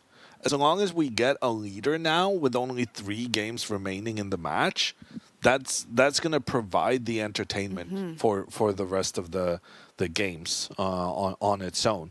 Because if Gukesh wins, then Ding is going to have to take a lot more risk, a bit more aggression with his white pieces. Whereas if Ding wins, then only having 1 white game remaining for Gukesh, that's not going to be enough. He's going to need to try and push for the win, even in his own black games. Well, it's interesting because, I mean, you've mentioned you've been a second for Magnus Carlsen, which is, so you've got inside, information the way that the teams work. Do you have certain openings at certain occasions? I mean, I don't know if you're allowed to say, but if you're in a must-win situation with the black pieces, it's really hard to do at this level. Do you have a really mad opening that you can wheel out in emergencies? It's like, let's go into the desperate box and wheel out, I don't know, the Budapest Gambit. Don't do that. But something like that. Is that something you prepare with? I think that makes sense. To kind of have some idea like that. Maybe with Magnus. But we did not when I was a part of it. But I think to some degree you're just relying on Magnus being down in the match with just a few games remaining felt unlikely. And then it happened against Karjakin. And Magnus was completely panicked, as I understand it. Being down with only 3 games remaining. But Magnus managed to tie the match with Karjakin in game 10. And here it's game 11 that might prove to be the big one. Yeah, just shake the match up a little bit. Yeah. Because the last 2 games have been the most boring of the entire match, and people have very short memories. Yeah, that's true. So people only remember the last couple of games, and they conclude the match has been boring on a whole, which I tend to disagree with. But it would be nice to finish with some exciting games, just so that's the lasting impression. The last thing we remember. And Ding's up, by the way. Yep. So for the first time in the game, Ding has left his chair and he has gone out to his resting. I suppose he's allowed to use the toilet, I guess. He is allowed to use the toilet. Yes. And so are you guys, by the way. It's the chill studio. If you need to go out for a bit, you are more than welcome to do that. But obviously, we very much enjoy having you all in here. And Gukesh now thinking for 22 minutes. Now he's starting to spend time as well. Should we dig into the position now? What are some good options for him? Should we, for example... first, tell me what you guys would do before I play the hand and brain with you. What would you guys do if you were Ding here? Gukesh. Sorry, Gukesh. I mean, I just want to develop and get castled, so I'd be trying to work out how I can do that. So to get castled, that would be my main priority. I need to move my bishop. So ideally, in an ideal world, I'd want to fianchetto it and probably just push the pawn 1 square now because there's too much going on. In an ideal world, I'd want to go for this development and castle and try to get my king safe because there could be black coming through the center with his pawn. So get my king out of the way of that pawn and then try to develop my bishop and knight and play chess. It's not... By any means, it's not that bad at all for Gukesh. I mean, I'm just saying black has an easy plan. Gukesh is probably absolutely fine in this position, but I can just see. Well, you say that, Simon, but if suddenly I get to make counter moves to your moves, no, you're not allowed to do that. it becomes a different story, because you are the one who pointed out that when this knight moves forward, which is presumably Ding's next move, you can't even just continue getting the bishop into the game, because that would allow the black knight to even jump into white's half and attack both the rook Is and queen the bishop. b7 possible here, though? I mean, it may be. I mean, I'm just saying, okay, this looks like it could be a winning move, but I guess it goes a little bit further, this variation, a little bit, maybe. So you're going to sacrifice stuff. Yeah, maybe the exchange, but I mean, I mean, we can't underestimate white's light square bishop. And the two pawns potentially pushing forward. Yeah. So maybe You've sold me on this, that maybe this threat of the knight moving in is not so serious. I shall instead move my pawn forward. And now I will try and castle here with the same sort of idea. If your knight comes in, I will grab the pawn. And Yeah, you sold me on that idea. Yeah. I'm just going to get my king to safety. Yeah, and this is very likely how things could go, right? And and one of the problems that both sides have a bad bishop, I would say. Black's dark square bishop, I don't think is great, because you know, if you've got pawns on one color square, the dark squares, if you have a bishop the same color of those squares, again, it's like that mummy trapped in the pyramid we were talking about yesterday. It's kind of trapped behind the pawns. And looking at white's bishop, the dark square bishop, it's not trapped behind the pawns, but where can it go with any purpose? I can't really see anywhere great that bishop can go. So both sides have bad bishops. But I'm not seeing an easy plan for white. Black has a plan. Black has a plan to push the pawn in the middle. What could be sort of white's idea here? I mean, I'm struggling to see, even if you develop your pieces, what is white going to try and do in this position as a purposeful plan? And it's so much easier in chess to have. Well, I think for me it has to be the pawn advancing on the side of the board. Sure. Because after the king moves, I kind of want to trade this bishop that you just said had no purpose. Yeah, good idea. And I want to trade it for the knight in the middle. That's so powerful. And this is where they may well be calculating this kind of thing now. Can black push in the center? This is the kind of move. You don't need to play this. Black can also support the knight, but this is like the first move you look at because it's the critical move. Otherwise, the other idea would be a retreat the knight by the black king to support your knight. I guess that's another option. That would be something I'd be looking at, certainly. But I don't know. It's still very interesting. Very interesting position. I like your idea of getting rid of that bishop from the white side. Something I underestimated, and that's a very good plan that John Ludvig came up with there. You know, the bishop wasn't very good. The black knight is good. Always look at exchanging your bad pieces for your opponent's good pieces. So that is a nice plan. But I'm not even convinced by this myself. Because frankly, if the knight moves back,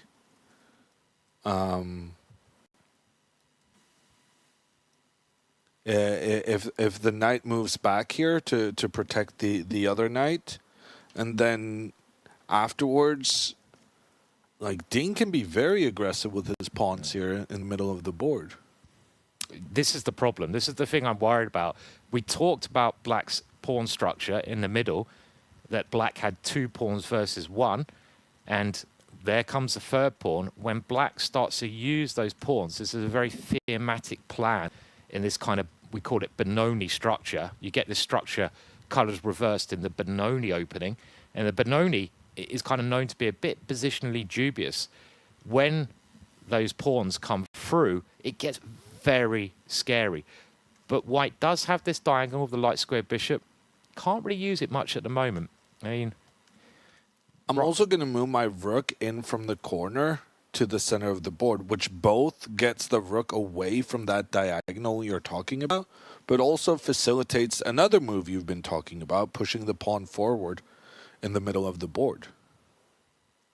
The more I'm looking at this, the more I'm genuinely hating Gukesh's position. Wow. Because all the black moves, they're so obvious. Even I could play like this. It's just that I wouldn't get to this point to begin with, because I would think it's so ugly with giving away the bishop to begin with. Sometimes you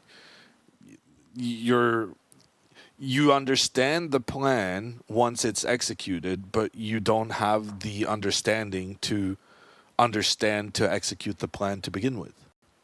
Agreed. It took me a while to, but this idea of bishop g4, I mean, I'm very critical of this move, but actually now it's looking like a genius idea because it's worked perfectly for Ding. And I know it's common in similar situations. I just never really understood why. Yeah. And now I'm understanding why. Yeah, same here. Same here. I'm learning, which is great. And so this was actually, we can see how bad White's position can get with very normal moves. So if White just tries to develop, tries to castle, White could get in trouble. And Gukesh maybe is now sort of, it's dawning on him the same kind of thing, that he's got to be a bit careful not to allow this pretty standard idea from Black of coming through the middle. So I don't know how you stop that plan from the White side. It doesn't seem easy. I mean, can you push the a-pawn now? I mean, is that a ridiculous move? I don't like that. No. Because now even the black bishop could start making threats. Yeah, okay, that doesn't look good. No, okay, I agreed. That's too much. What about this move? The queen one step back. 30 minutes now for Gukesh on this move. Okay, so if the queen comes back, let's see what happens if I move my pawn in the center and just try to castle. And so you've fallen for my trap, but frankly, I'm not convinced that my trap was that good to begin with. So my idea with moving the queen back was that I would be able then to use the pawn to challenge in towards the pawn in the center of the board, because that pawn cannot be captured due to my queen now looking down on the king. That being said, I'm now, contrary to what Simon was prioritizing when he was suggesting moves for White, I haven't gotten my king to safety. And frankly, I'm terrified if Black just continues playing normal moves and castles their king, because there's going to be a rook pointing down towards my king and queen very soon. Yeah, no, I'm taking it back. This was a terrible idea. But it's hard to play. This is the problem. This position, it seems a little bit hard to play. I still think this pawn 2 steps forward has to be the move. Okay. It's just that I when I suggested this previously, which was only like a move ago, the chess engines really hated it. Should I put up the top computer moves for you guys now? Yes, please. Okay. Yeah, put us out of our misery. Yeah. Well, it really is. I can say good job, you guys. Okay, so we've suggested 2 of the 3 top moves. Yeah. Yeah. Simon's first suggestion was the top computer move, moving that pawn 1 square and then getting the bishop to the fianchetto square. So the computer likes this. What is going on with the second move, the knight?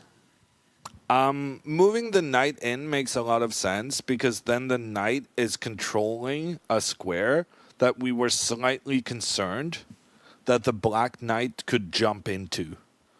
So the knight move from White is just about controlling this square to avoid the black knight from infiltrating there. I'm going to ask our users of the app if they think that it will be Gukesh who takes the record of this game for the longest time on one move. Ding currently holds it at 38 minutes and how many seconds was it? It was pretty crazy. Oh, 38 minutes, 17 seconds. That's the record to beat here. Okay. Yeah, I'm going to say definitely. Oh. Oh. No, 100%. I mean, it's only in 5 minutes. I don't understand. But he's why already you're been so thinking for surprised. 32. What? He's already been thinking for 32 Yeah, but minutes. he feels like he has the time. Number one, he feels like, oh, I'm having massive problems here. And number two, because Ding was the first to think for that long, he doesn't feel as stressed about his time management because he'll always be in front of Ding anyway. And On this move, yeah. anyway. But in 3 moves, I don't even know if Gukesh is going to have the time advantage. And Gukesh is now closing his eyes. He is not about to make a move. Opens his eyes, but he's leaning back in his chair.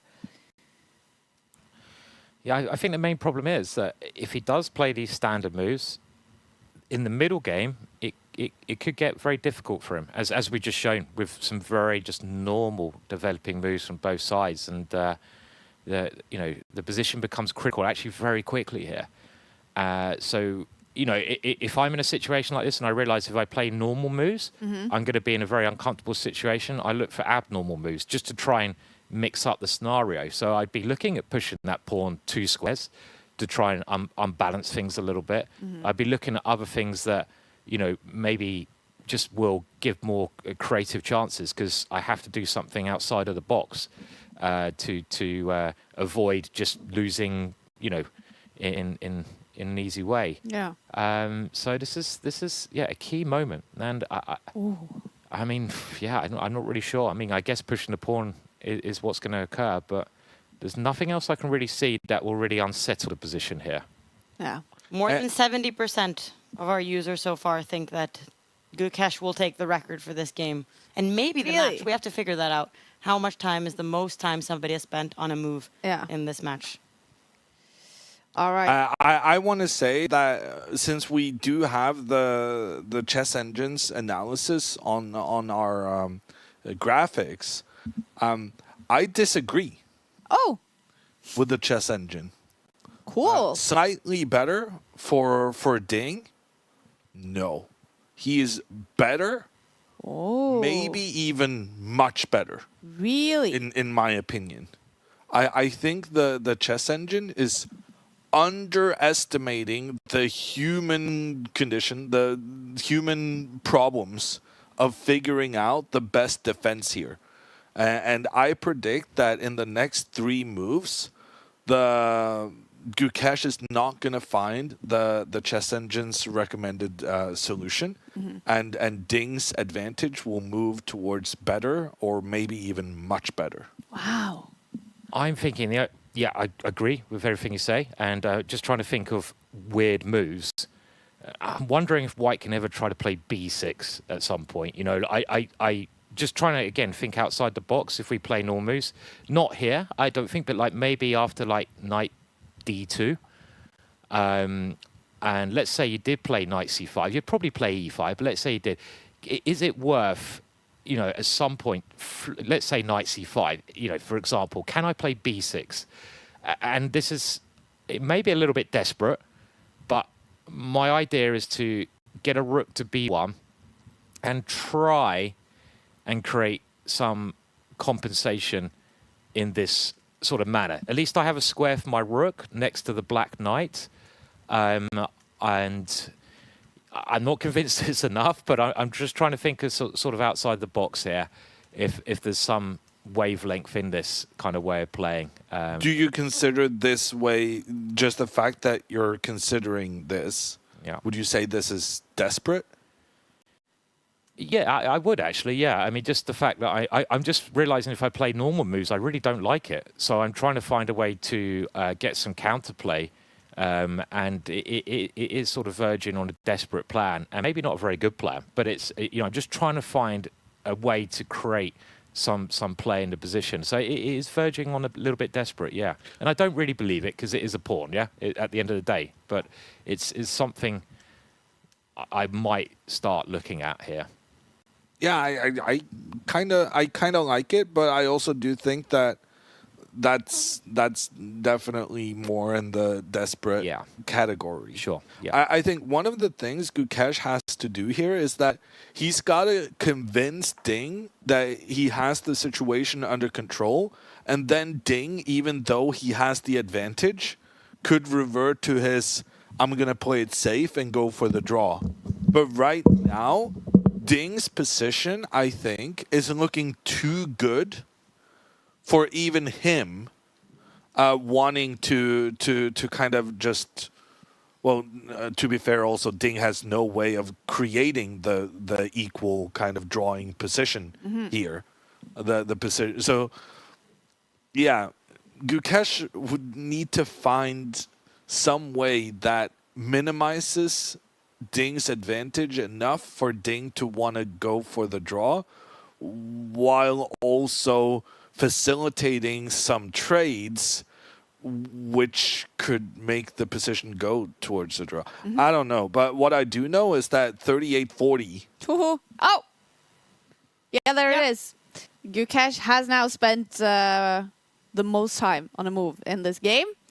So to everyone then who said yes, 80% I see. Yeah, They were correct. they were helped by Hammer. I think that he's definitely going to spend that time. I mean, on the other hand, if I had been wrong, you would have said they were misled. Yeah, So I would rather use they were influenced by Hammer. Yeah. you're an influencer.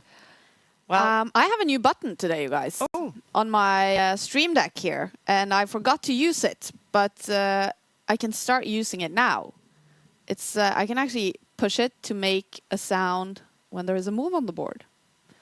And I've been missing that. I want to be notified when we have a move. In Norway, it's actually very common to have loud dings, like boo, when there is a move. I think Pun intended? no. No, it wasn't actually. Ding. Maybe that's what we should have. When he makes a move, what should be the move sound when Gukesh makes a move then? Yeah, that's a good one.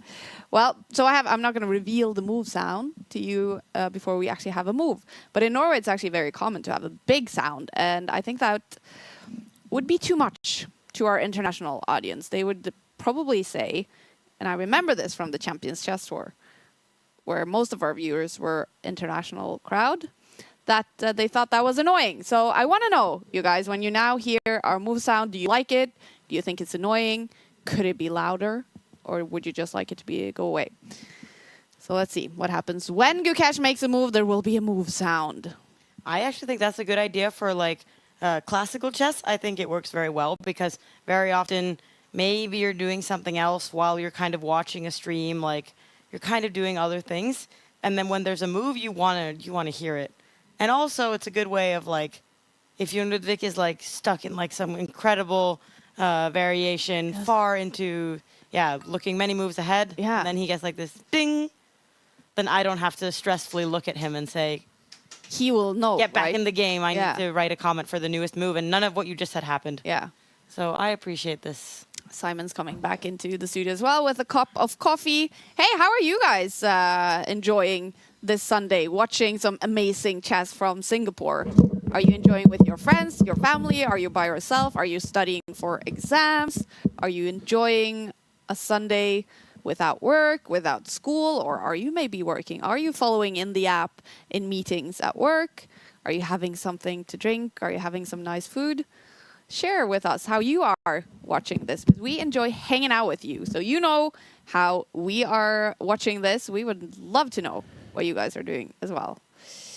And I really want the move now so I can show you our new move sound. You sure you cannot do it without a move? I can do it whenever I want, but I want to keep... Yeah, then you're training people to react completely wrong. Yeah, no, that's true. It's like when you train dogs. Yeah. Yeah, you have to do it. Is it Pavlovich? What's that? Is that the effect? Pavlov. Pavlovich effect. When you train dogs by feeding them to do certain things. I think that's maybe so. Are you calling our... Well, No, and I got stressed more in the Kaja's. second. Yeah. So, I am I'm not calling our viewers, our fantastic viewers, our good friends all over the world. I am not calling you by any means dogs. You are human beings, fantastic people. We love all of you. This is a slippery. I got very stressed there. That was my fault. Yeah. I'll take it. Definitely, I should not mention anything there. We would like to have some moves on the board, because frankly, there's only been 10 for each player, and we're 2 hours into the game. And while I've been gone, I mean, you are right that this is the longest thing. 42 minutes. Yeah, wow. And that is, I believe, reflecting how things have changed in the position. This is a bit worrying times for Gukesh and his team here, because how are things going to play out? And I guess we've mentioned this, but the reason he's spending so much time is he's looking at the sequence of moves that might occur, and he probably doesn't like it. He doesn't like how things are going to go, and he realizes, well, if I just do these normal moves, I'm not really liking my position. So I've got to fight against Ding's plan somehow, and he's trying to find a way to do that. There's a lot of not dog emojis now. Not succeeding at the moment. No. We could have a look at this G4 move again. Because at least that does put some kind of, I guess the knight still, then the black knight probably is going to jump there, I would have thought here. Yeah, especially because then if the pawn continues forward, so I had kind of cheated because I moved this knight forward already. But if now the pawn pushes in the center of the board, then there may be some concern about the white's pawn advancing, attacking black's knight, and the black knight only has one available square moving back to the start.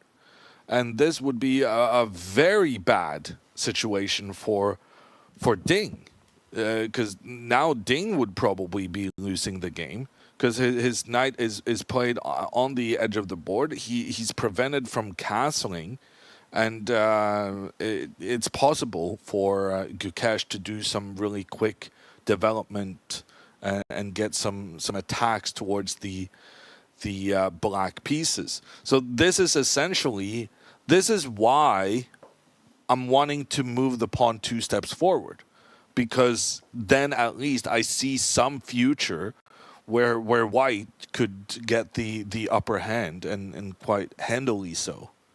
So in order to prevent this, the knight would need to move forward, and now pushing further up would probably only help Ding, as Ding then moves his knight back, but the knight is protecting its buddy, and everything is good here. And then, actually, Simon, can I change my mind? I'm not going to go with the bishop. I'm so desperate here. I'm not going to go with the bishop. I'm going to do this knight move. Instead, just prevent the black knight from pushing further forward. Yeah, makes sense. Yeah, and now I realize that's a blunder, so I cannot do that. Because the knight e5 or... The knights move together, attacking the queen, and when the queen moves one step to the side to try and keep this pawn protected, the pawn that's being attacked by both the knights at the same time, turns out the pawn isn't being protected as much as I was hoping. Because the knight moves in, check on the king. The knight is threatened by 2 pieces. There's only one defending. So it seems like the situation is under control. But after bishop takes knight, what has happened in the meantime is the fact that the 2 queens are now opposing one another. And here black can trade white's queen away. And when the white queen is removed, so is the defender of the bishop, ending up with a situation where black just has an extra pawn. So, even when I'm trying to be creative, these knights are just jumping around and causing so many problems to Gukesh's position. I haven't been able to figure out if there has been a move that has been spent this much time on. I have gone through 4 or 5 games now, but I'm pretty certain that there hasn't been a game with this long time. I'm very confident. This must be a record. Hasn't. Yeah, we would have reacted earlier. Yeah. This is the longest think of the World Championship. Well, what did Magnus say about when he fought for a long time? He said it's nearly always a mistake, right? Because if he thinks for half an hour or more, it's normally not the best move because he's not going with his instinct. But it's a little bit different with this position because we've shown that there's some problems here that White is not finding a solution to at the moment. So you need to spend that time to try and find a solution. Otherwise, you can see what's going to happen to you. You can see your future, which is a bit unpleasant when it's going down. Yeah. Yeah. I mean, I still kind of like the G4, the move, but I think, as you mentioned, maybe not pushing it 2 squares is the way to go. But is there anything we could maybe bring it up on the wooden board again? That only because I'm trying to play a little bit ambitiously as White, and if the Black Knight does move to that square, is there anything else we can do here? I would love to play Bishop F4, for example. I'd absolutely love to play this move, but I think just E5, and that stops the plan. If I can stop that black pawn from coming forward 2 squares, I would be really happy from Gukesh's side. But this just helps the black pawn come forwards. There's no tactics here. So what else can I do? I'm thinking now I want to move my knight forward earlier so that this maneuver is not as threatening. Although now that I say it, maybe you just move the knight back again. With the threat you demonstrated a minute ago, which is an unpleasant idea, certainly, to deal with. And in fact, I'm starting to wonder why can't we just do this plan even if the pawn does only 1 square forward? Good question. It could be even stronger because the white queen doesn't have that square. More problems. I'm genuinely not understanding how Gukesh is not in massive trouble right now. Wow. The fact that the chess engines are only saying slightly better for Ding is not the impression that I think the players have right now. And Ding has stopped his thinking, and for a moment I saw him just looking at his opponent, and Ding is he's unsettled, but sometimes that can be a good thing because it means he's not understanding what Gukesh is supposed to do either. And frankly, at this point, Ding has got to be pretty bored with Gukesh reaching the 50-minute mark. Yeah. Well, he can't blame him. I mean, he spent more time in the game in total. I mean, I agree this is a lot of time to spend on one move, but Ding is still down on the clock. Would you ever imagine a situation where if I told you one of the players in the World Championship stopped for 50 minutes on one move, and then you'd be like, well, the other guy still has less time? Yeah, that's true. It's really weird. Good point. 50 minutes now for Gukesh on his move 11. This is game 11. He is taking down to 1 hour on the clock. And Jon Ludvig here, Grandmaster Jon Ludvig Hammer, our expert in the studio, is saying he thinks he's in big trouble. From his perspective, this looks really bad for White. So I've got a weird idea. Sorry. Love it. Honestly, Simon's weird idea is what I've liked the most so far. That pawn sacrifice. At least then White is doing something. And do you have another pawn sacrifice? I have another weird idea. I'd love to play Bishop G5 in this position, but it blunders a piece because I want to take on F6 to stop your plan and get rid of the bad knight. But then if I put the bishop there in this position, there's a queen check, and I basically resign because I lose. Can I therefore tempt you to play the move that you want to play? I'm not sure this idea is really going anywhere, but I'm going to try it by playing Bishop F4 or yeah. And then after E5, I play the bishop to this square, which I feel is just giving you a massive tempo. And I'm not sure I like it, but I actually want to get rid of one of your knights with my bishop. Those knights have been really powerful. They're so strong. And if I can get rid of one of those knights, I maybe gain a bit more control of the light squares and the central squares. But I've just given you a massive tempo. I've given black a whole move that you want to play. I've allowed black to put a pawn in the center of the board and gain more time. So white's position is hanging a little bit here, but positionally, I just want to get rid of one of those knights before they start maneuvering around and causing me issues. So potentially this is I kind of like it. And I think you can also get this move with the pawn advancing. I think you can get that move back because I think I think at some point black would have to attack the bishop. And Yes. and then you would do the trade you wanted to do anyway. Yeah. So is it? So I guess I go bishop out. Yeah. So if the bishop comes out on that square, and Then the knight maybe. yeah. Yes, and bring the knight and it's just trying to control those light squares, right? I mean, this is the one idea. And if you castle, now I'm getting a little bit afraid about the black pawn blasting through. Oh, knight. I was thinking maybe I'll move the knight away now. Yes. Also, so maybe I have to take the knight off here.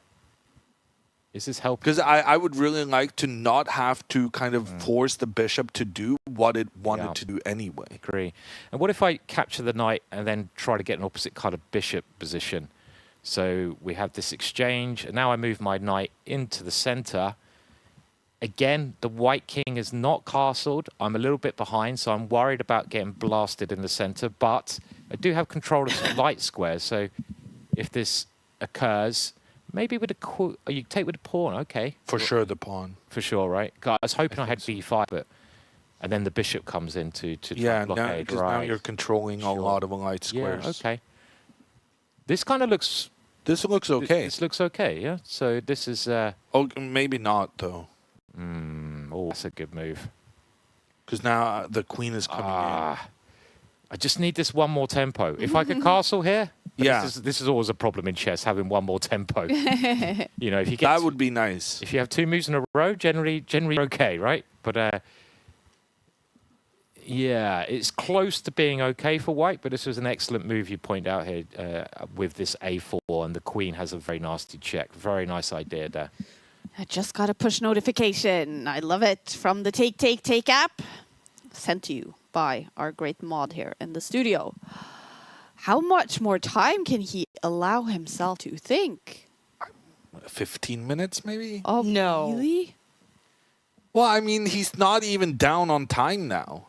There's a lot of players who subscribe to the theory that it's not about how much time you spend. It's about how much time you have left in relation to your opponent, compared to your opponent. And if using that theory and using the theory that you can be 15 minutes down without it being a massive issue, then actually he could spend another 20 minutes. Well, You're I just sent out. looking at me weird. I sent out the push notification because I kind of thought that he would play a move kind of soon. Maybe you should have waited until he's thought for 1 hour, and then that would be the headline. Have you ever fought for 1 hour? Yeah, Who does Either of that? You Yeah, have? yeah. Okay. If you more fought than for once, I think. well, more than once. Okay. Sometimes you just get very stuck. Yeah. Or I saw engrossed. somebody write that instead of ding chilling, today we have ding freezing when he was spending so much time earlier. But now it's good. Now he's chilling. Now he's chilling again. Yeah. All right. Well, people at home, they're chilling as well, enjoying this Sunday with an amazing, entertaining game from Singapore. Gukesh thinking now for almost an hour on move 11. And I'm getting hungry with you guys telling us what you guys are doing and what you guys are eating today. So I want to order some pizzas for us. Oh yeah. Oh, yeah. No? No, pizzas are great.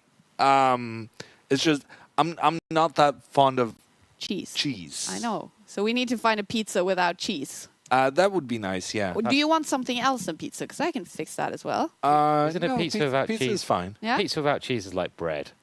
But bread is so good. All right, we're going to get some cheeseless pizza for you and Ludvig and some pizzas with cheese for the rest of us. There's always one big question to ask when we are ordering pizzas, and that is your take on pineapple on pizza. Love it. Love it. Maud, Kind of neutral. I can eat it. is that possible? I feel like sometimes it's good, sometimes I don't want it. Okay. So there might be some pineapple on the pizzas then, because Simon likes it. How about you and Ludvig? I was at one point in my life very famous for the quote, pineapple is the broccoli of fruits. which is a good or a bad thing? Yeah, people were a bit confused about that. Yeah. But in my mind, broccoli is the best vegetable there is. Oh, I agree.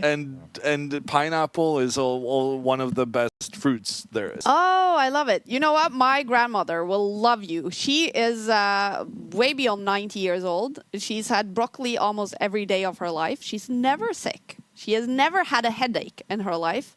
And she always tells me it's because of broccoli. She needs to, eat broccoli every day. So she apparently says. I don't eat enough broccoli. Yeah, you should do what my grandmother does. But she would be very happy with you for now promoting the great vegetable broccoli. I also have another story that I want, because growing up, I was mocked relentlessly for not eating cheese. But and one of the main proponents of this was a certain Mr. Carlson. He didn't go by Mr. back then. And his view on my pizzas changed when he went to the New York Fashion Week, because apparently I was just ahead of the curve. Oh. And it was very fashionable among people. I mean, who knows fashion better than the New York Fashion Week people? And all of them had pizzas without cheese. Oh. Isn't the For definition- different reasons than why I have it without cheese, but still. Is that because they actually got to lose all their body weight? And I think it's not about losing weight, but rather remaining slim, right. But which has never been a priority for me. But okay, but isn't the definition like when you think of a pizza? I don't even understand immediately. I've only been kicked out of a place once when asking for pizza without cheese. They actually So kick there's you a out? lot of pizza makers out there with no integrity. Did they what did they say? Did they say get out of here? No, No, we don't you- do that. You go. So like, okay. It's actually the worst thing when we have broadcasts in TV2. We're very often finished very late in the evening, and then all the restaurants are like closing at 10. So we're like running around in the city center trying to find some food to eat. And then Ludvig is like, but I don't want any cheese and I don't want this. And no, that's not going to be any good. And I'm just like, we will eat anything at this moment. Oh, we have a move. Oh, did you hear the move sound? Did he go past the hour? I didn't notice. I think he did. Yeah, he did. Oh, and Ding responds instantly. Oh, this is Ding is chilling. Slightly better Ding on has foot. 4 instant moves in a row. He's completely taken control of this game. And Gukesh will now be down on time despite Ding using more than an hour on his 2 moves. first, what? Wow. 4. 5 moves? 6 moves? Well, surely we're going to have some really intense time trouble. Yeah. This is building up to the crescendo of madness at some point where they're going to have to blitz out a load of moves. But they've only played 12 moves, right? I mean, that's a lot of moves to play in a complex position. And I'm kind of intrigued also to see shortly what the computer's suggesting, because we looked at what happened with normal moves here, right? Is there something like abnormal that the computer thinks? I don't think so. I mean, at this point, you What just do you gotta think? get the Yeah. bishop out, right? Yeah. I mean, Fee Chateauing, yeah, okay. Oh, it's Queen E2 is one of the Queen ideas. back is being suggested. Looks very peculiar. Yeah. Bishop, moving the bishop must be on the right-hand side, must be the main idea. And look, Yeah. Gukesh is not even at the board because Yeah. he spent an hour on that move, and then he was like, "Okay, I need to go to the bathroom." So He even needs to though, have some water on his face. Yeah. and then the fact that Ding then played immediately, and Gukesh is gonna have to come back to the board and be like, "Oh, you already played your move." Yeah. Yeah, and Gukesh is returning to the board being down on time. Yeah. Yeah. We can see kind of his pit stop clock running right now. I actually see now that in the app that our app can't handle more than an hour spent on a move. Oh. So it's showing that he only spent 17 seconds, but he actually spent an hour and 17 seconds. That's amazing. But that's because you would never assume that would happen, Yeah. ever. So you have to send a bug report now. Now I Yeah. have to do that. I'm sorry, but Oh. that's just very funny to me because it's just so weird Yeah. that this could happen. Love it. We've had some time to talk, you guys, because there's been a lot of thinking in Singapore today. Right now, Gukesh is again in the move. He is right now ticking under the clock from Ding. He now has less time. He has 15 minutes left to reach move 41, and he is only in move 12, and he's not even sitting by the board right now, you guys. We have a question in the chat. Bunch of new viewers hanging out with us today. Thanks for doing that. Austin is asking if he can tell all of you a little bit about the commentators. Who are these people hanging out with you? Who are these people taking us through the game? I'll start with Maud here. You're not going to start with yourself? So my name is Kaja. I come from sports journalism and TV production. I've been working with many sports, but when Magnus became world champion, I started working a lot with chess. And for the past 4 years, I have only been working with chess. I'm not a chess player. I'm a chess fan, and I love working with it. So that's my background. And then let's talk about Maud. I'm going to get this picture up and this one. So, Maud, why don't you tell us about yourself? That's much more fun. Okay. I am a chess player, or Yeah. I've been so all my life, and I had chess as a subject in school, Yeah. which I think is pretty unique, but I was living in the US, in New York, and then I've played chess all my life, and I've represented Norway at some Olympiads and some European team championships, and I've won the Norwegian girls championship here in Norway. Very cool. And then I haven't really been playing that much after I was studying, but I did during the pandemic get to comment chess for TV2 with Jon Ludvig. Yeah. So then I've been doing that now for 4 years, which is a pretty long time to think about now. Professional chess commentator, Maud here, and now doing text commentary in the app and hanging out with us here in the studio. Really cool. And then next to her is Grandmaster Jon Ludvig Hammer. He is from Norway. He is a longtime friend of Magnus Carlsen. He has been a second of Magnus Carlsen when he became world champion in 2013. And later on also have become a professional commentator for chess. I had my 10-year anniversary earlier this year. Yeah, wow. So that was a lot of fun. Chess in Norway on TV going strong. And I'm also doing some gigs here and there for Botes Alive, for Anna Kamling, who just won a streamer award. That's true. For her streams, of which I have been participating. I don't know. I'm sure you were an integral part of it. You were a big part of it. Sorry, not a big part, but a very minor part. I'm very happy she won the award. Very well deserved. And I also do some commentary for Hikaru. Yeah. Which I'm going to do later on this month for the World Blitz and Rapid. All the top streamers keep getting you for their channels to commentate. In terms of your chess... It's a great honor. There's nothing that says we appreciate your abilities more than inviting you back. Exactly. And all the top streamers. That's amazing. And in terms of your chess career, Jon Ludvig, you haven't officially retired.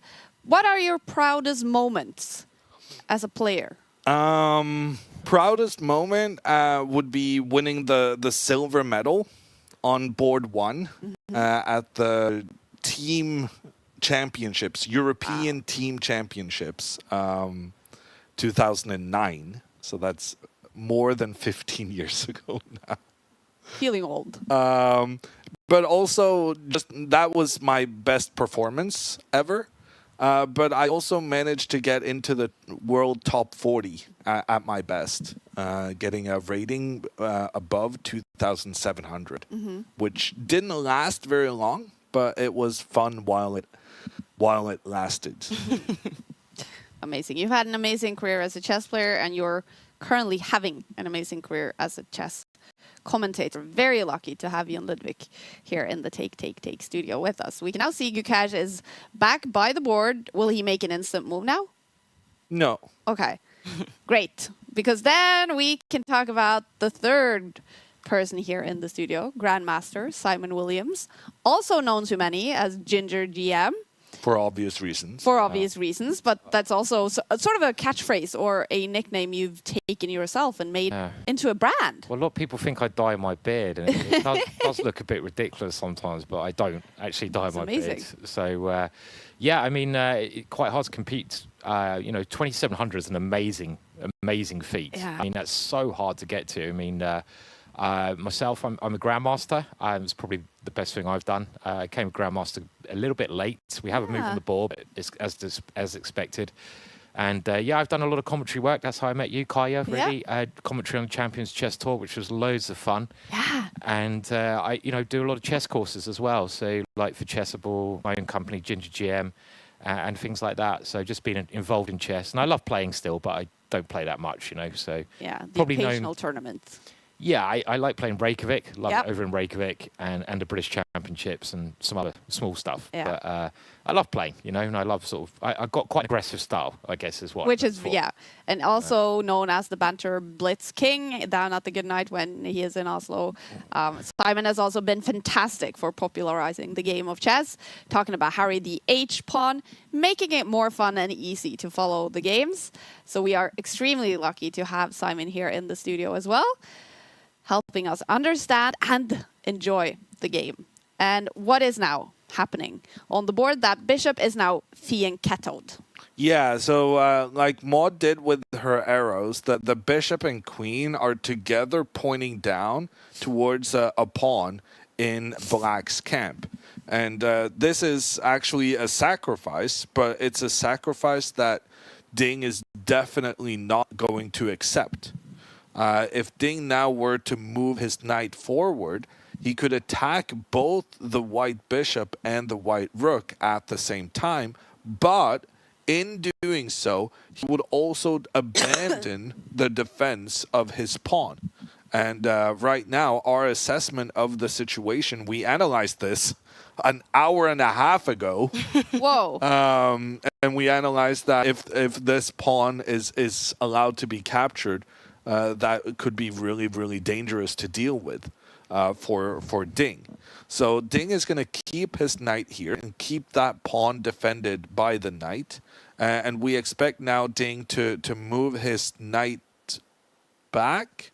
Or are we expecting the pawn forward, Simon? I kind of started wondering what about the knight back if I can just start capturing things. But Ding should also get his king to safety. So there's two things he's trying to prioritize, and he can only choose one.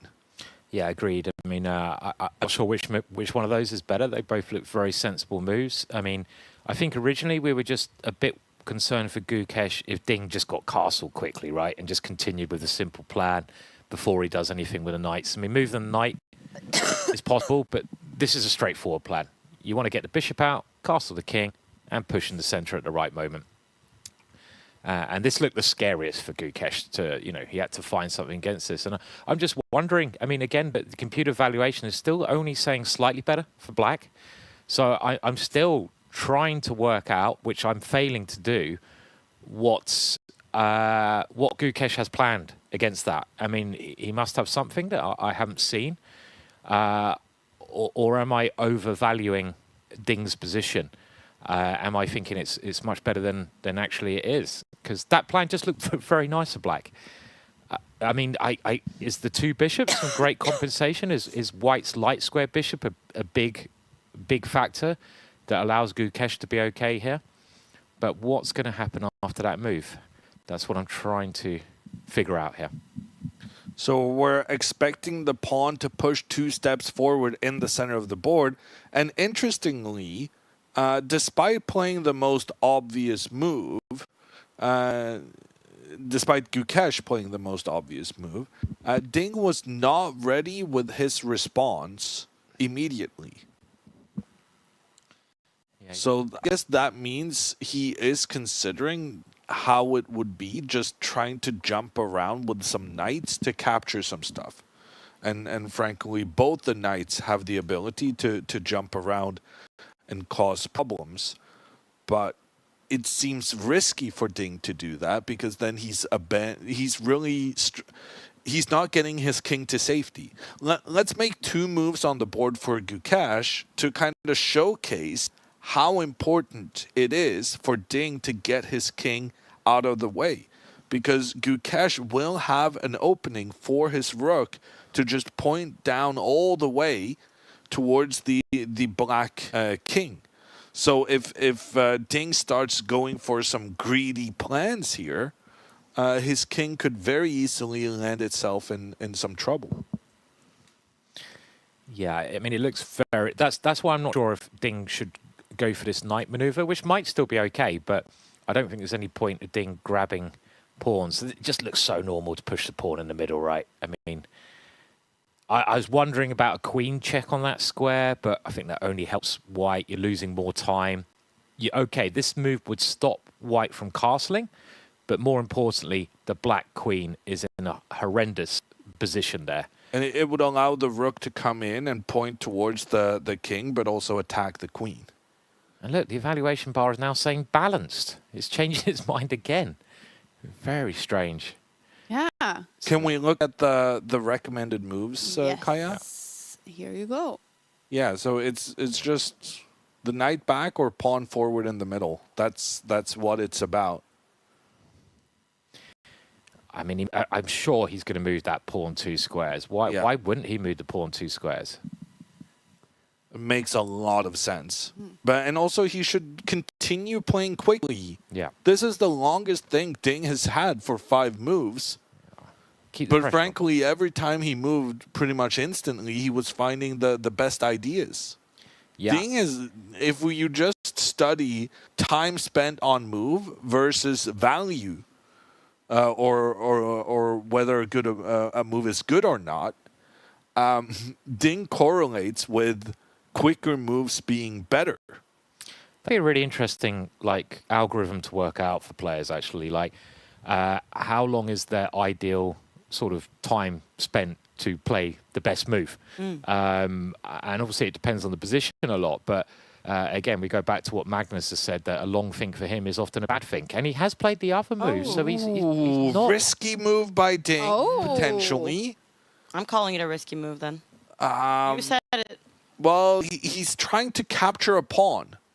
So Ding is going after a pawn inside Gukesh's half of the board and going after pawns and not castling. Would you agree that's risky, Simon? Certainly. I mean, the black king, it needs 1, 2, 3 moves to get castled. You're never going to castle with the black king to the queen side unless you're completely bonkers. So, I mean, maybe he will now, probably, but 3 moves to get castled and not worrying about it is risky. There's no doubt about it. And so next move, we're expecting Gukesh to castle his king, get his king out of the middle of the board, but this will allow the black knight to move up in the middle of the board, attack the white queen, and attack a pawn in the middle. And the pawn in the middle is being attacked from 2 sides and will be captured here.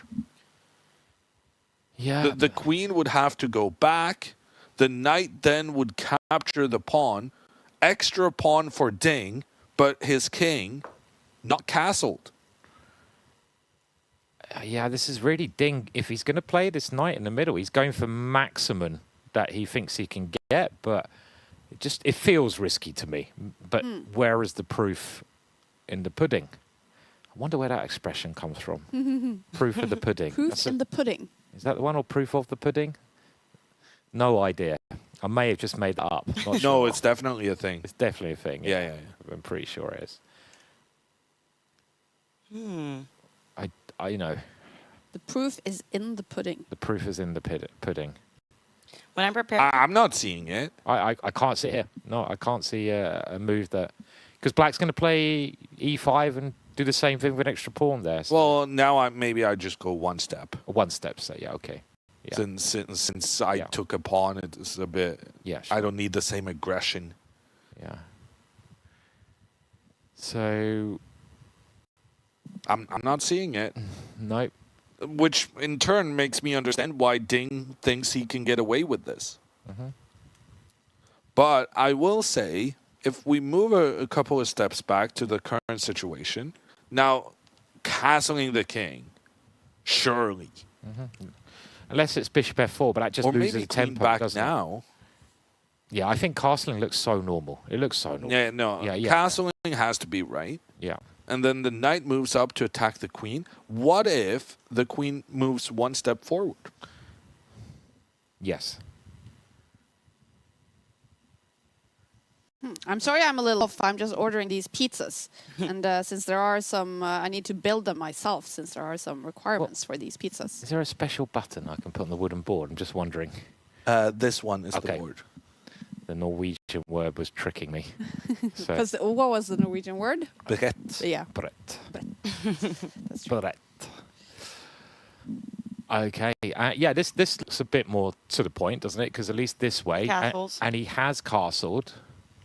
And do we see the knight coming in? The knight's Yeah. come in. Okay. Wow. Aggressive Ding move. is back to playing instantly, which is a very bad sign for Gukesh, because every time Ding is doing that, Gukesh is getting in trouble. On the other hand, now it's a very either-or position. Either Ding is capturing a pawn, or he's gonna be punished for capturing the pawn. This is really risky play by Ding because again, I don't really care if he wins a pawn. It's the king. White is now safely castled. The black king is in the middle of the board, so he's surely taking some risks by playing this manner. Yeah, he might grab a pawn, but it just feels a little bit funny. Maybe it's just a great plan though. If you can grab a pawn, you're going for the maximum. But your queen f4, that seems like the key move right here. Pushing the white queen forward one square. Okay. But then you still lose a pawn, Yeah, I have to take the pawn in the middle. and now I get my rook in Yeah, to attack the queen, which is exposed in the center of the board. I guess I have to try queen a7 or queen e4. Queen e4 is much more sensible. Well, maybe not.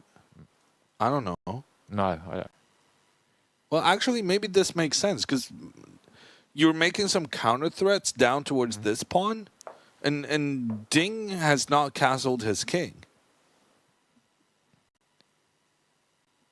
This is a weird position. It's a Yeah. very strange. Ding could have had a very simple position where he could put his pawn in the middle, get castled, risk-free advantage. Instead, he's gone for this really weird position, which I can't work out. Obviously, Ding is an incredible player, amazing calculation, but he's relying on calculation here to get through this complex position.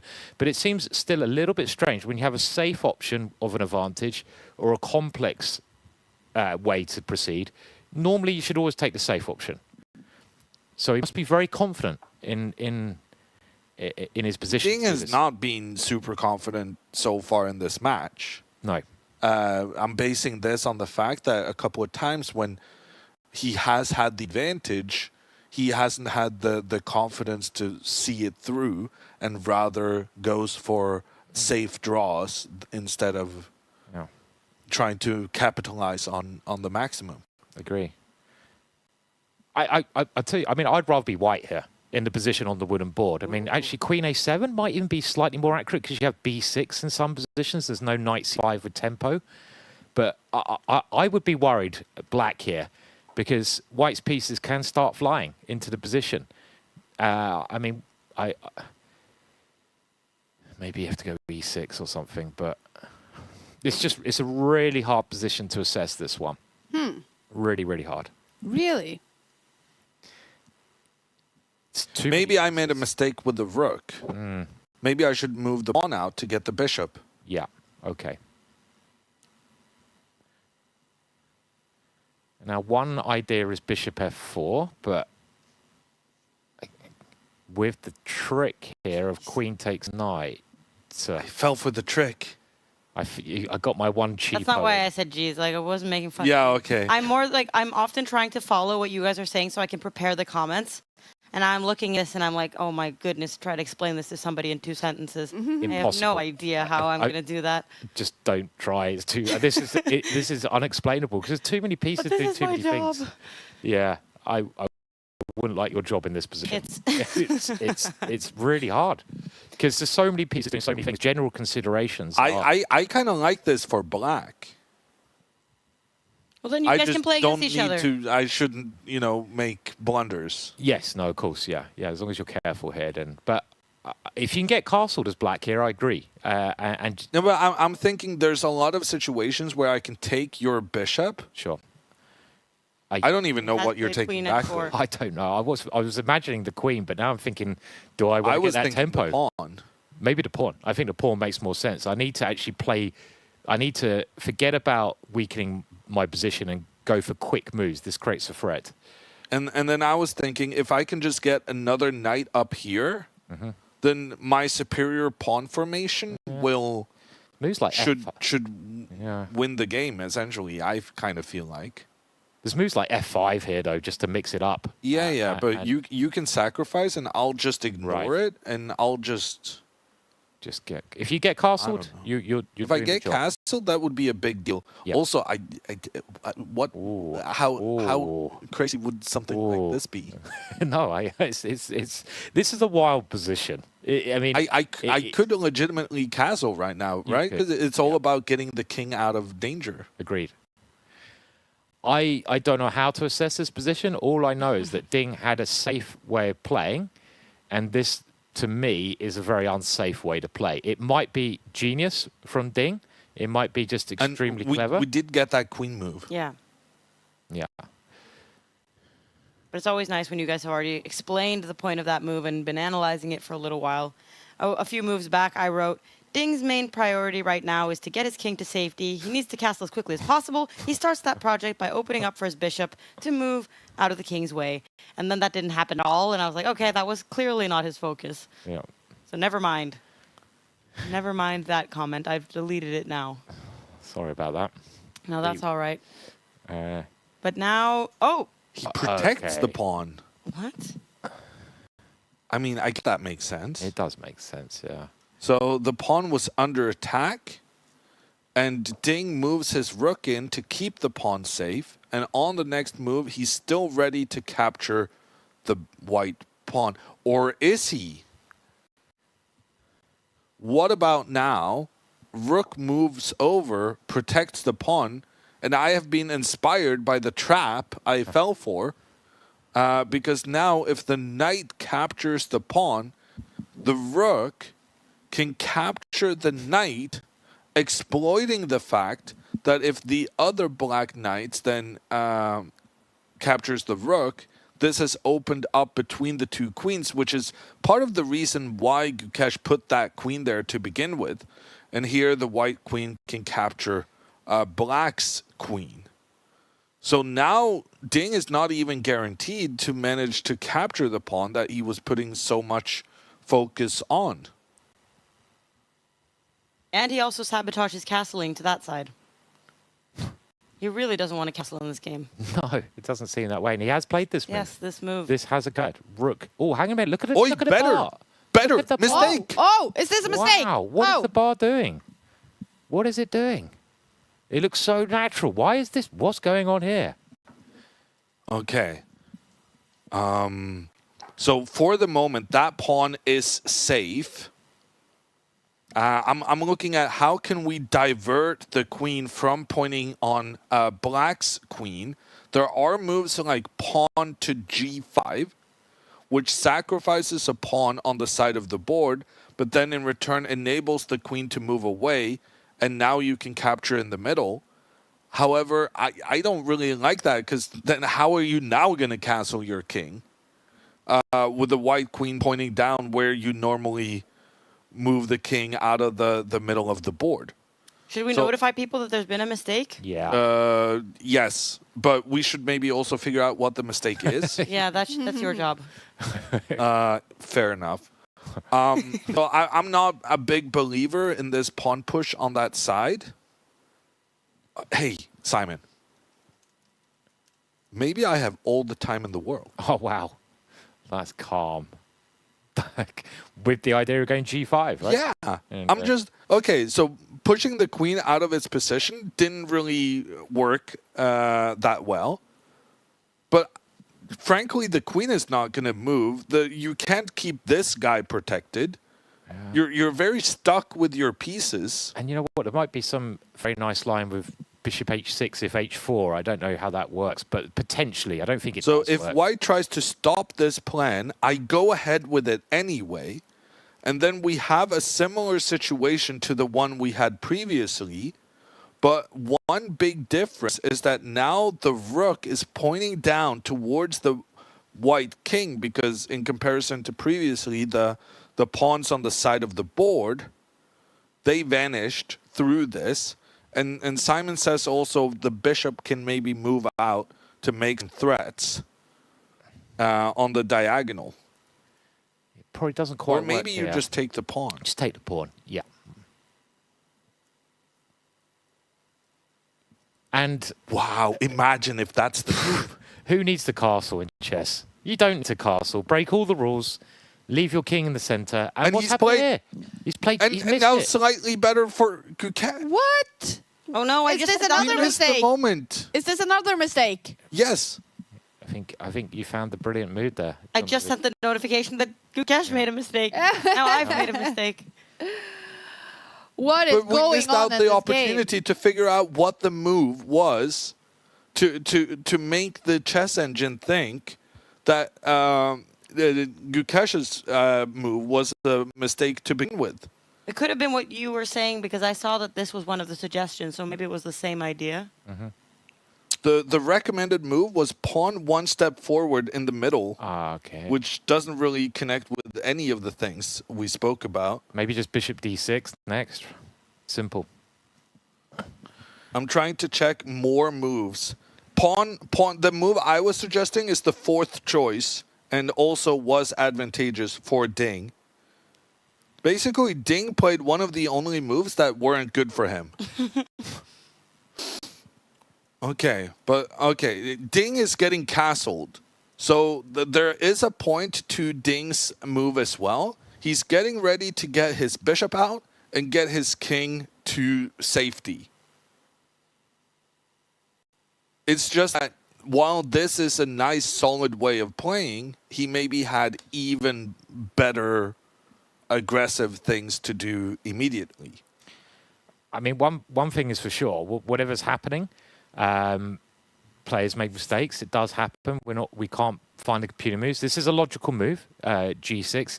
The position is incredibly sharp and interesting. And to my eyes, the decisive result still looks very, very possible here. But for who? No idea. Really? It's really unbalanced position, and the black pieces, the black knights look great, but then you've got the white bishops. I mean, there's a lot going on in this position. Very hard to assess, but a fascinating and weird position. I don't even understand how Gukesh can be okay. I see the chess engine breathing a sigh of relief.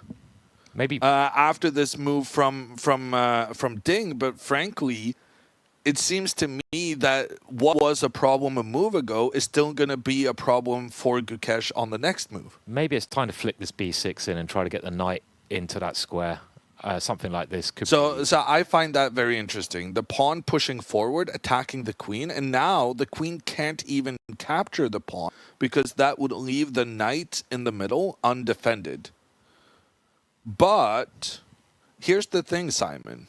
While I do agree that this is maybe the only chance Gukesh has of creating something where it's Ding who has to be considerate, what if the queen just moves one step back? Ah, okay. Because now the queen is protected by the rook, so now knight capturing pawn becomes an issue again.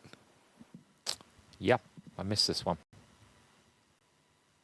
And so even though this is a tempting pawn advance for Gukesh, it kind of just makes Ding play a move that Ding kind of wanted to do anyway. In fact, moving the queen back on the previous move was one of the top 3 choices.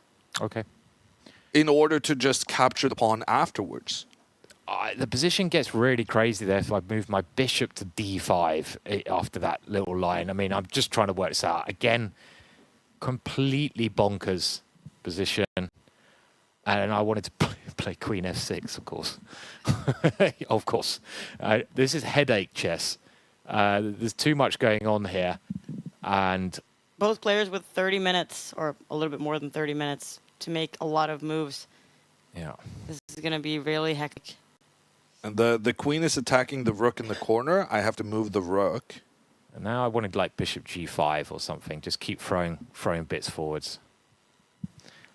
I mean, this is so hard to work out, this position. And this is, any result feels possible in something like this. They've got to calculate very careful. And both of these players, two of the best calculators in the world, but Gukesh famously, his calculation, Magnus has said, is what makes him the player he is. Mm-hmm. And the line continuing, yeah. I'm not giving up on it just No. I mean, it's winning for someone. I don't know who. Probably winning for black. And they've got to work all this out now. I originally wanted to move my rook line up against the king, but I think it helps you. Yeah, you just come forwards. So that doesn't work, and if that doesn't work, maybe it's black is just winning now in this position. Need a little bit more tempo. We can see how we're getting a bit engrossed in the wooden board here because there's so many interesting lines that are coming to life now. And they're so complex, the time scenario is surely going to be a factor in this now. And Gukesh getting down to sort of half an hour left in this position. I still like Ding. Mm-hmm. Yeah. Okay. I think Ding has been brave going after the pawn, and it's unpleasant for Gukesh always having to deal with his pawn being about to be captured. I think maybe a move like pawn forward on the side. This feels very desperate, but I feel like you actually have to make space for the rook to defend the pawn. I don't like it for Gukesh, but I don't really understand how else he's supposed to save the pawn. This is not the kind of position that gives the engine eval of slightly better, though. So there must be something spectacular here. Yeah. Kaja, Yes. let us know the I will let you recommendation, know. and we will tell you whether it's spectacular, whether it's impossible to find. Well, we came up. I mean, the top choice there is spectacular. Really? In what kind of way? It's giving away a pawn. The knight moving into the middle of the board blocks the rook's ability to keep the pawn protected. And that allows Ding to simply just take a pawn off the board. Mm-hmm. Do you understand why this is being recommended? I have no idea. To me, that's just a pawn that's lost, and the queen is under attack. This is like getting into Benoni territory, isn't it? You know, this structure.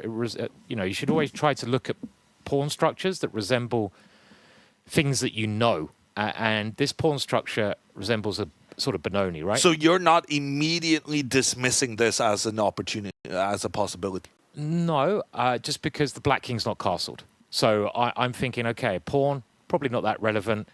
Maybe I can just go like queen h4 and play chess. I mean, maybe there's something better than queen h4, queen e4. Yeah, that makes more sense. I was thinking something like this. Uh-huh. And then use the pawn to attack the knight. But it doesn't make sense to me. No. Okay, if you're not willing, then I will. Moving the knight forward, despite being the thickest arrow on the board, indicating that it is the favored move of the chess engines, I'm going to say that's never in a million years going to happen. I do notice, however, that the move I suggested with a pawn forward on the side is the second choice. So I think that's what's going to happen, but I don't like Gukesh's position after that. And it's interesting to note that those two moves you just mentioned, moving the knight and moving the pawn, those two would maintain the position to be slightly better or balanced. But if he does anything else, even the third suggestion here of pushing this pawn, that will be a huge, but it will be an advantage for Ding. Wow. So Critical. even though we have 3 arrows, we really only have 2 things to do here, and one of them is being ruled out by Ludvig. So maybe we'll play the pawn on the edge of the board.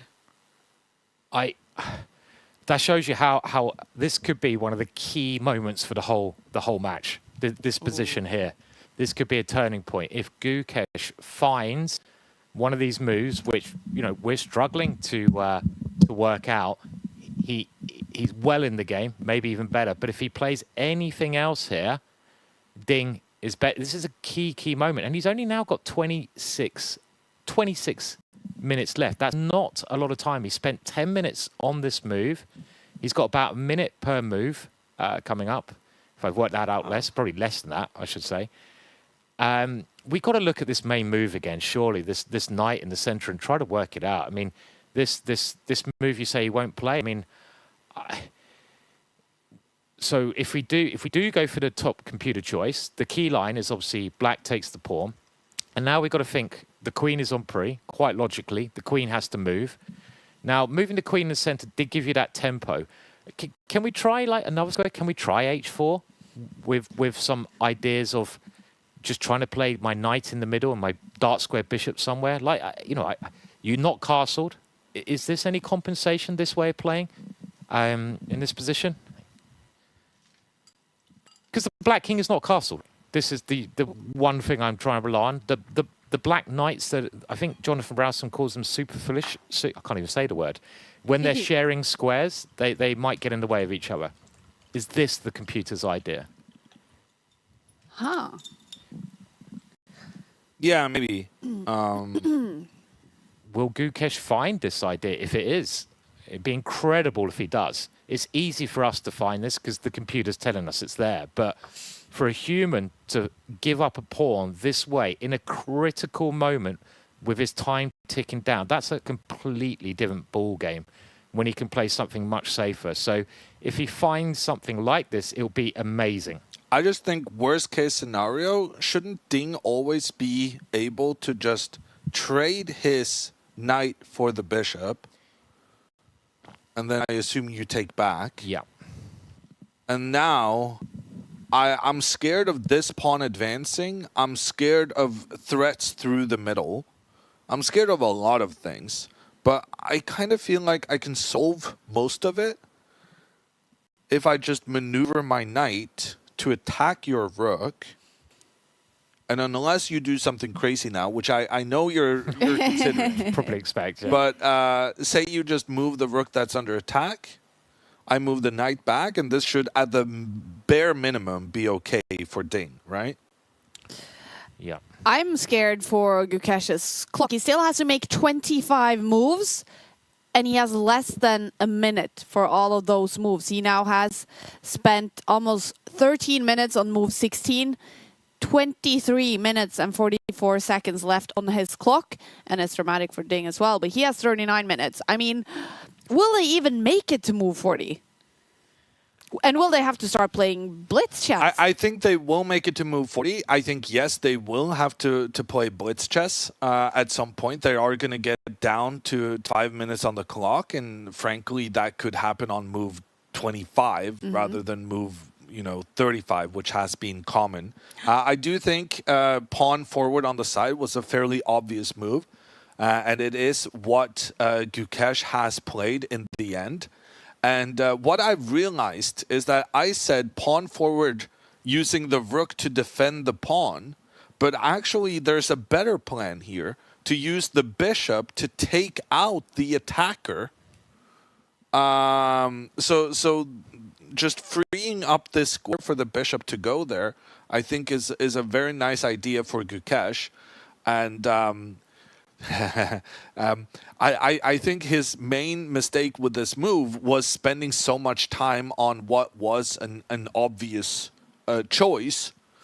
Because frankly, that plan of using the bishop to take out the well-placed knight is so effective that I'm understanding and maybe even leaning towards white now. We're going very back and forth, but that is the nature of the position, that it is super tricky for both players. But it is going to be better for the player who has a clear plan in mind. But why? And right now, that player is Ding. Yeah. But if he goes after that knight, oh no, I meant if this is his plan, Yeah. can Ding have played some other move to kind of prepare to capture this? Yeah. And then he'll still be able to take that pawn. And that's why, as Kaja had not removed the chess and Yeah, I'm sorry. suggested, all the moves being suggested for Ding here, they're not about getting the I guess I bishop could just put them on. into the game. Rather, they're all about protecting the queen or this pawn move here is very strange. But the two top choices are about the queen stepping back so that it's protected by the rook, or the rook stepping up so that it's protecting the queen. And what both of these moves have in common is that now if the bishop comes in to attack the knight can safely capture one of the white pawn, because you no longer have to be concerned about opening up between the white queen and the black queen, with black's queen being protected here. I'll turn him off again, just so we won't see. So And the next I one think if happens. Ding finds this rook forward, which is I'm not sure. I think it's an easy move to find, but the inherent logic is understandable enough. So rook forward, that would be a good idea for Ding. Okay. It's, every move is so critical at the moment, right? I mean, you have to, as the players, it's not like you can maneuver around slowly, maybe like the other games, you had less chance to go wrong. If you play even a slight mistake here in a very intense scenario, you're probably going to lose the game. As simple as that. And black, both sides are finding very tricky moves. That rook moving forwards or the queen going backwards. Maybe the only two moves that Ding actually has, because of this great idea of the bishop coming out and swapping off one of those knights. And everything is so easy in hindsight, right? But why on earth did Ding move the knight to the center when he could have just put a pawn there? I bet he's regretting that now, even if he's doing okay, because simple plans. If you've got a simple way to get an advantage, always pick the simple way over the most complicated way. And I wish I did that in my own games. I don't at all. And that's why I'm not a stronger player. But, you know, it's easy to preach and very hard to do. But that's really what, you know, Ding might be regretting at this moment. And look at the time. This is going to be a fascinating finish. Move 16. We're going to have a major, I think, time scramble, which could decide this whole World Championships. And at the moment, this game is just in the balance.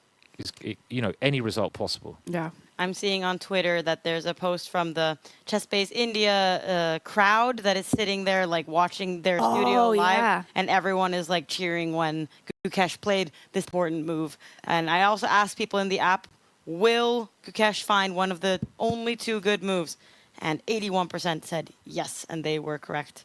So if you want to see the video of lots of people cheering, you can see that in the app. That's very cool. It's cool how India is coming together supporting Gukesh in his fight to become the youngest world chess champion in history.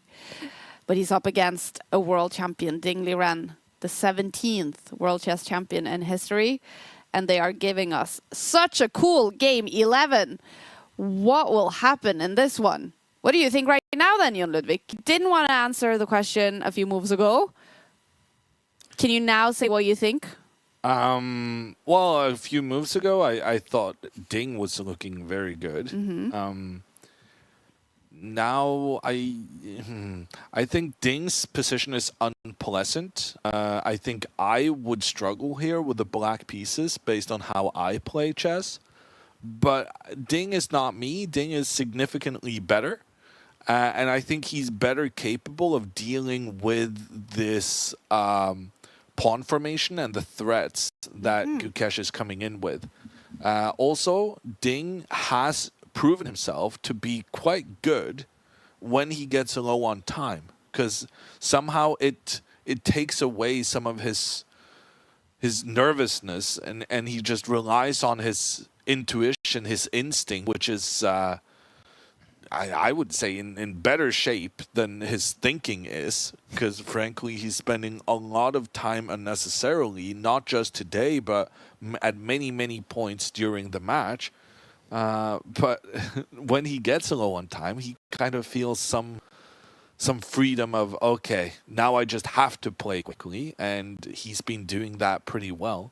I also want to point out that the only game Gukesh lost in the qualifier to this World Championship is when he got low on time in a slightly better position against Alireza Firouzja.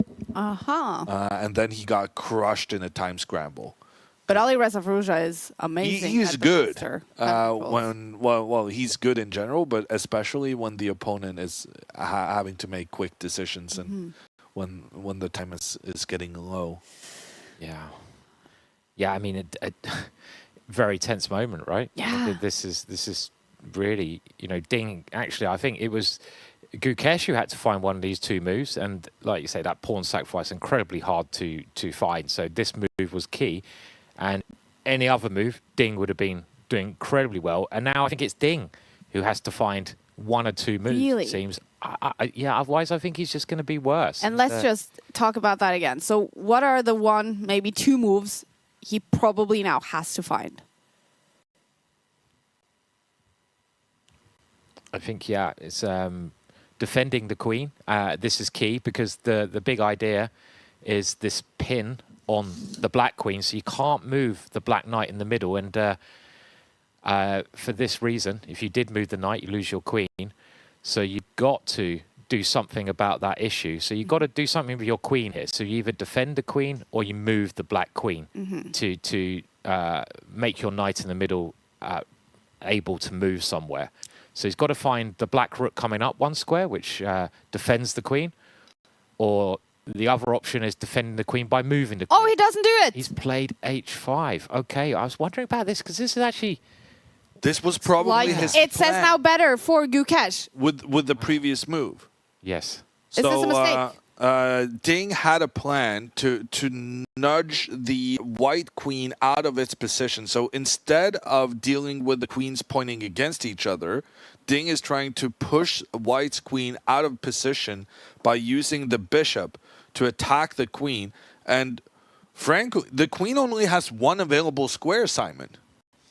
Yeah, which looked pretty bad for some reason. But if black was able to play this move, the queen has to go to the edge.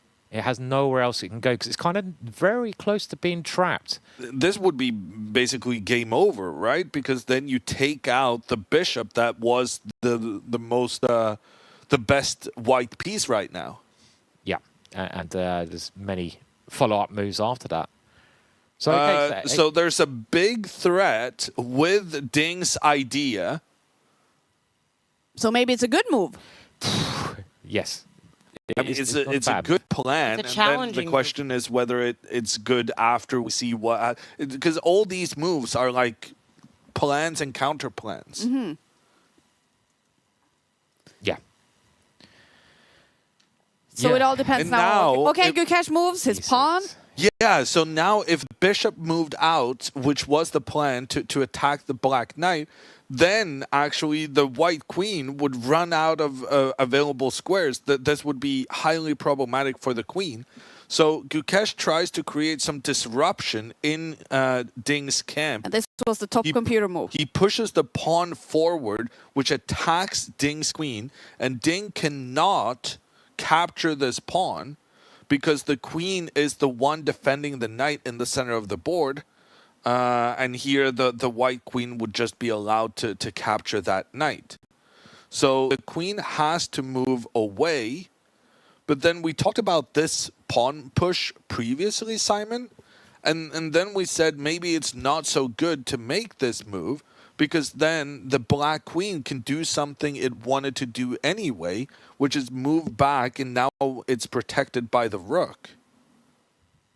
So why is this okay for Gukesh if on the previous move, moving the queen back was one of the best choices Ding had available? And black's idea remains the same after the queen goes back. The bishop's going to come out and force white's queen to go to a really horrible square. Because at the moment, the white queen is active. If the white queen has to be sidelined, then black's knights are looking fantastic there. So. But Simon, bishop out, attacking the knight, and then with the bishop attacking after the queen moves away. We said this is a terrible square for the queen, and I completely concurred. But the thing is, now if the knight tries to save itself from the bishop and captures the pawn in the center of the board, suddenly the bishop and the queen are pointing in the same direction, allowing for a checkmate. On the board, the queen coming in next to the king, protected by the bishop from afar. And it turns out maybe the queen isn't even that bad on the edge. No. Nice use of the diagonals there. The bishop and queen converging on the center of the board there. And this is actually, it's a very nice idea. And of course, you can't take with the other knight, can you, as well? Ooh, but Simon, what about pawn forward? Oh, no, I'm an idiot. Because I was thinking pawn forward, allowing the black knight to be captured, but then I trap the queen using my bishop. The problem is that the queen can now return into the center of the board because the knight that was protecting that square had been taken off the board.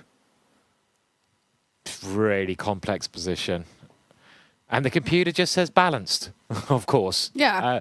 But it might be an equal position, but again, it's not a boring equality. Yeah. And with the clock times as well, this is maybe going to be a blitz game at some point. Yeah, they're definitely going to be very short time, both players here. I mean, again, your queen back looks like the most natural. I mean, the only other square for the queen is to come forwards, but then you're kind of walking into the bishop's diagonal, aren't you? This bishop will come to the side, and I guess we can take that knight, worst case scenario. Who would you be in this position, Simon? Who would you prefer? I'm starting to like white now. I'm changing my mind literally every 5 minutes because the game is like that. It's like a roller coaster of emotions. And the reason I'm liking white is mainly because white's king just feels in the long run safer. Black's knights look scary, but there's also many little tactical chances which John Ludvig is pointing out here with white, and it managing to create threats against black's king. So I'm starting definitely to like white here. Mainly because of the king's safety, I think. Ding is in the move, been thinking for 4 minutes. A question by Tutsika in the YouTube chat. What about the fork that knight to f3 would create after the queen moving to the side? Well, yeah. This square is always covered. So the suggestion was that the knight comes in, check on the king, threat on the queen, but there is a white bishop in the vicinity to take care of that problem. I think a good little rule for anyone who's starting out as well is that whenever you're in check, there's 3 ways to get out of check, otherwise it's checkmate. And the first thing you should do is always see if you can capture the piece that's checking you. Then second of all, see if you can block the check. You can't block a knight check. And lastly, see if you can move your king. So if you just follow those 3 steps, you should find the right move when you're in check there. But why is Ding spending so much time? I think he hadn't seen this idea with the pawn. But like we were saying, didn't he want to play his queen back to b8 maybe anyways? Yeah, but now he's realizing that there's some checkmates in front of the king. I'm getting so stressed for their time. Is the idea to throw g5 in that variation we just looked at? I mean, is that something? So Dylan is also saying that. What about g5? Yeah. Okay, yeah. So after that line with both these bishops coming to side, so white puts the bishop to the side. Black attacks the queen comes over, and now, because of the problem with the queen and bishop pointing in front of black's king, we've got to try to divert either the queen or bishop away from that attack. So we can play g5, which blocks the queen's route to that square. Pretty much, I think, forces white's next move. He has to take the pawn, but now you can move the knight. And this is absolute mayhem on the board. And I guess you take the pawn there, and I've no idea what's happening here, but I feel like white This should be looks doing really well. good for white to me. Yeah, just look at the king's safety again, right? Yeah, but also like the queen has, because previously black had good control over both the light squares and the dark squares, and the advance of this pawn on the side has really enabled the white queen to make a lot of light squared threats. In addition, the fact that the black knight moved out of the way has opened up for the dark squared bishop to point in as well. So it's just here the bishops working together feel very powerful. I agree, and the black knights seem a little bit unsecure in the middle as well. You know, the white king very safe, the black king not safe. This feels like it should be good for. So maybe Gukesh, no, Ding. Ding is really only thinking about two different moves. He only has two options in the current situation. Because the queen has to retain the protection of the knight in the middle, he has to go either up or down. So when he's now spending all this time, he's really only considering two different options. But the benefit of moving up is that then at least his knight is going to be protected. The disadvantage, like Simon said, is that now the bishop will point in towards the queen. But then after the bishop moves, attacking the white queen, and the white queen moves away,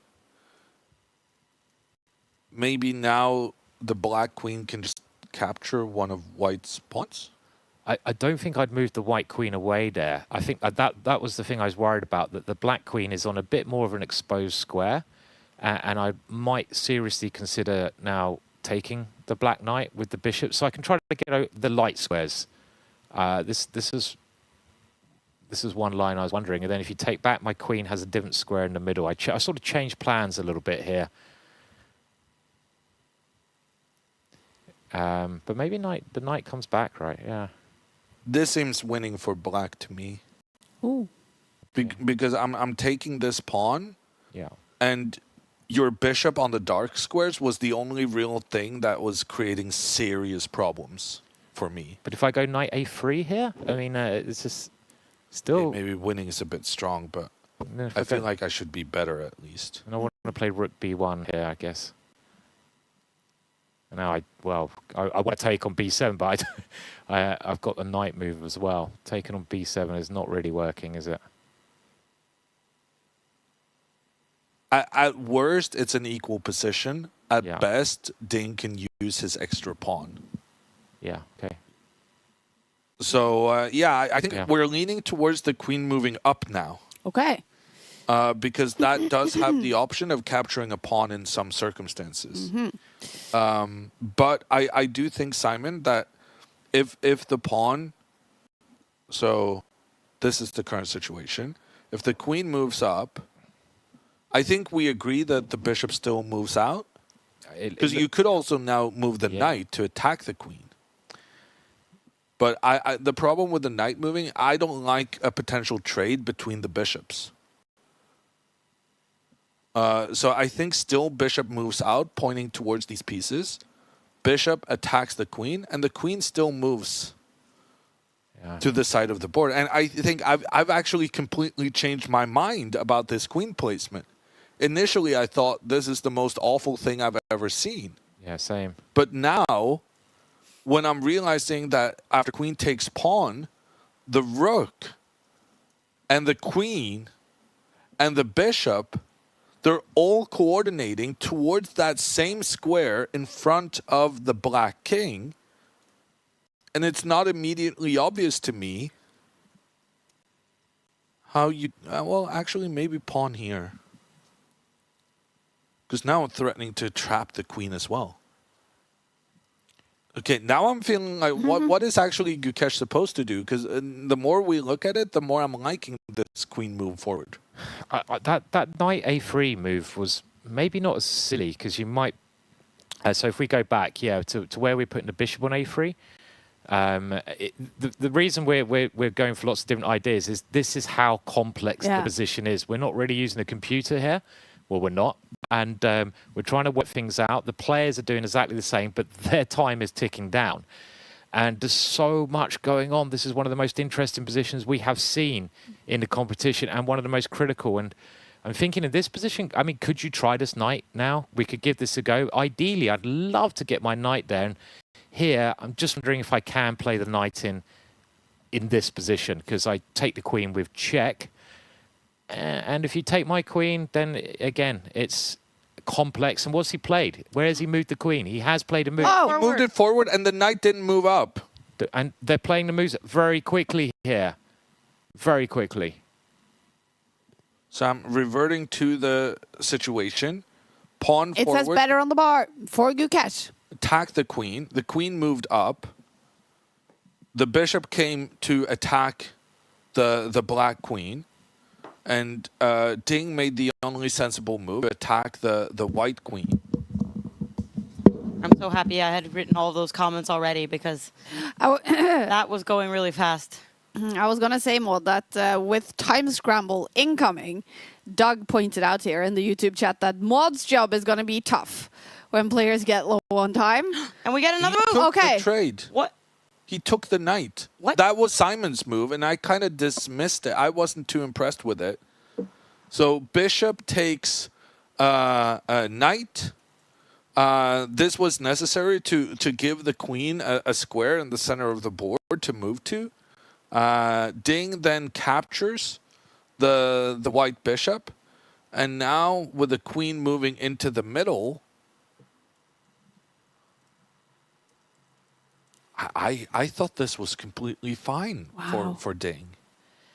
Still 20 moves to go before they get more time on the clock. Ding now has to make 20 moves. Ding is winning a pawn. In 18 minutes. Ding is winning a pawn. But the bar says slightly better, and the bar cannot decide. Why? It jumps up and down. Now it says slightly better for Gukesh, but from your human perspective, Jon Ludvig, you think this is better for Ding? I don't. I'm just saying Ding is winning a pawn, and then I'm remaining neutral. So all of this we did analyze, and with the knight moving back, so now both the white queen and the white bishop, they were both pointing towards the black pawn over here, but we can protect that pawn while also saving our knight from being exposed in the center of the board. So the knight moving back, all of this we did analyze. And Simon said, I kind of like this. And I said, I kind of like this for black. Simon said, I kind of like this for white. And the knight is the shield holding black's position together. Nice. Great points. And now the white pawn will be captured on the next move. We can have another emote here. Because there's no way of saving that white pawn. That pawn is crying. That pawn is stressed. What is the pawn feeling? It's dead. Do you have a skull? Yes. It's a dead pawn. Oh, but it only has barely a time. Okay.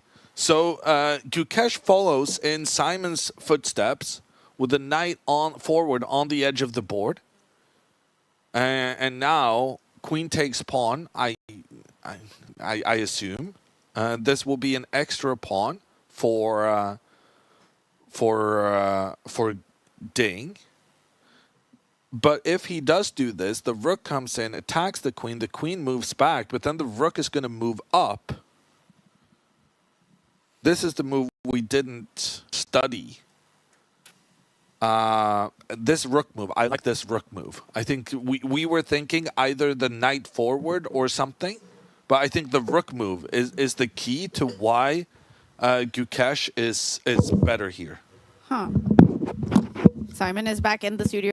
He brought me some coffee. Thank you, Simon. They're following your moves. Gukesh has played your knight move. It's a worrying sign. I mean, again, it's such a complicated position, and it changes so quickly every time I look. The position. But now it's clarifying. Yes. With all of these trades, it's so much easier to understand what's going on. Sure. Yeah, and Yeah, I mean, opposite-coloured bishops, this is important for the position as well. I hear you. You're a bit of an expert on opposite-coloured bishop attacking, aren't you? Was it that? I read some article. I think I read some article. I don't know about that, yeah. but Magnus is very good with opposite-colored bishops. He's pretty good at everything, though, isn't he? So, you know, to be fair. Yeah, but imagine him being especially good at something. It's scary. Okay. And yeah, I kind of see where white is better, the computer's assessment, because whose bishop... That was your feeling as well. Yeah, it felt that I suppose if we look at the bishops in the position on the current board, I mean, black's bishop is actually completely useless. You know, the black bishop is doing like nothing here at all. And the white bishop has real purpose. I mean, it's striking across at two key points. The knight at the moment is blocking that bishop, but there's still pressure on that diagonal. And if that knight ever moves, the pawn blocks. Then if we look at the knights as well, white's knight has a beautiful potential to jump right in to the position. A fantastic square. So what about black's knight? Well, black's knight can't really move because he loses the pawn. So again, white's knight, white's bishop are both better pieces. Mm-hmm. And then if you combine all these factors with the rook as well, you know, white's rook seems to have more potential on that half-open file, which I think you've already demonstrated. So just the potential of the pieces is heavily in Gukesh's favour. And look at the time as well. Yeah. Ding, down to 15 minutes. This is... Gukesh is, I have to say, he's played this part of the game. And we have a move. Wow, and Ding doesn't take the pawn. Computer jumps up for Gukesh.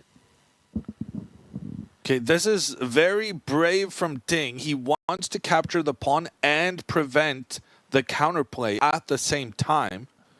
So Ding is realizing that if he had taken the pawn immediately, the rook would come in, attack the queen, and the queen would need to go back to stay in protection of the pawn.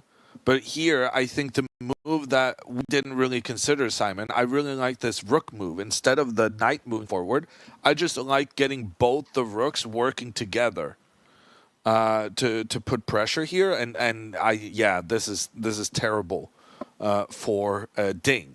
So Ding needs to prevent this rook from getting in, which is why I thought he was going to take the pawn, have the rook attack the queen, and then move the knight forward. It's very important for Ding to move his knight forward to block the rook's entry. However, in doing so, the pawn is undefended, and there's a trade. But I think maybe this trade would have been okay for Ding. Instead, Ding wants the best of both worlds.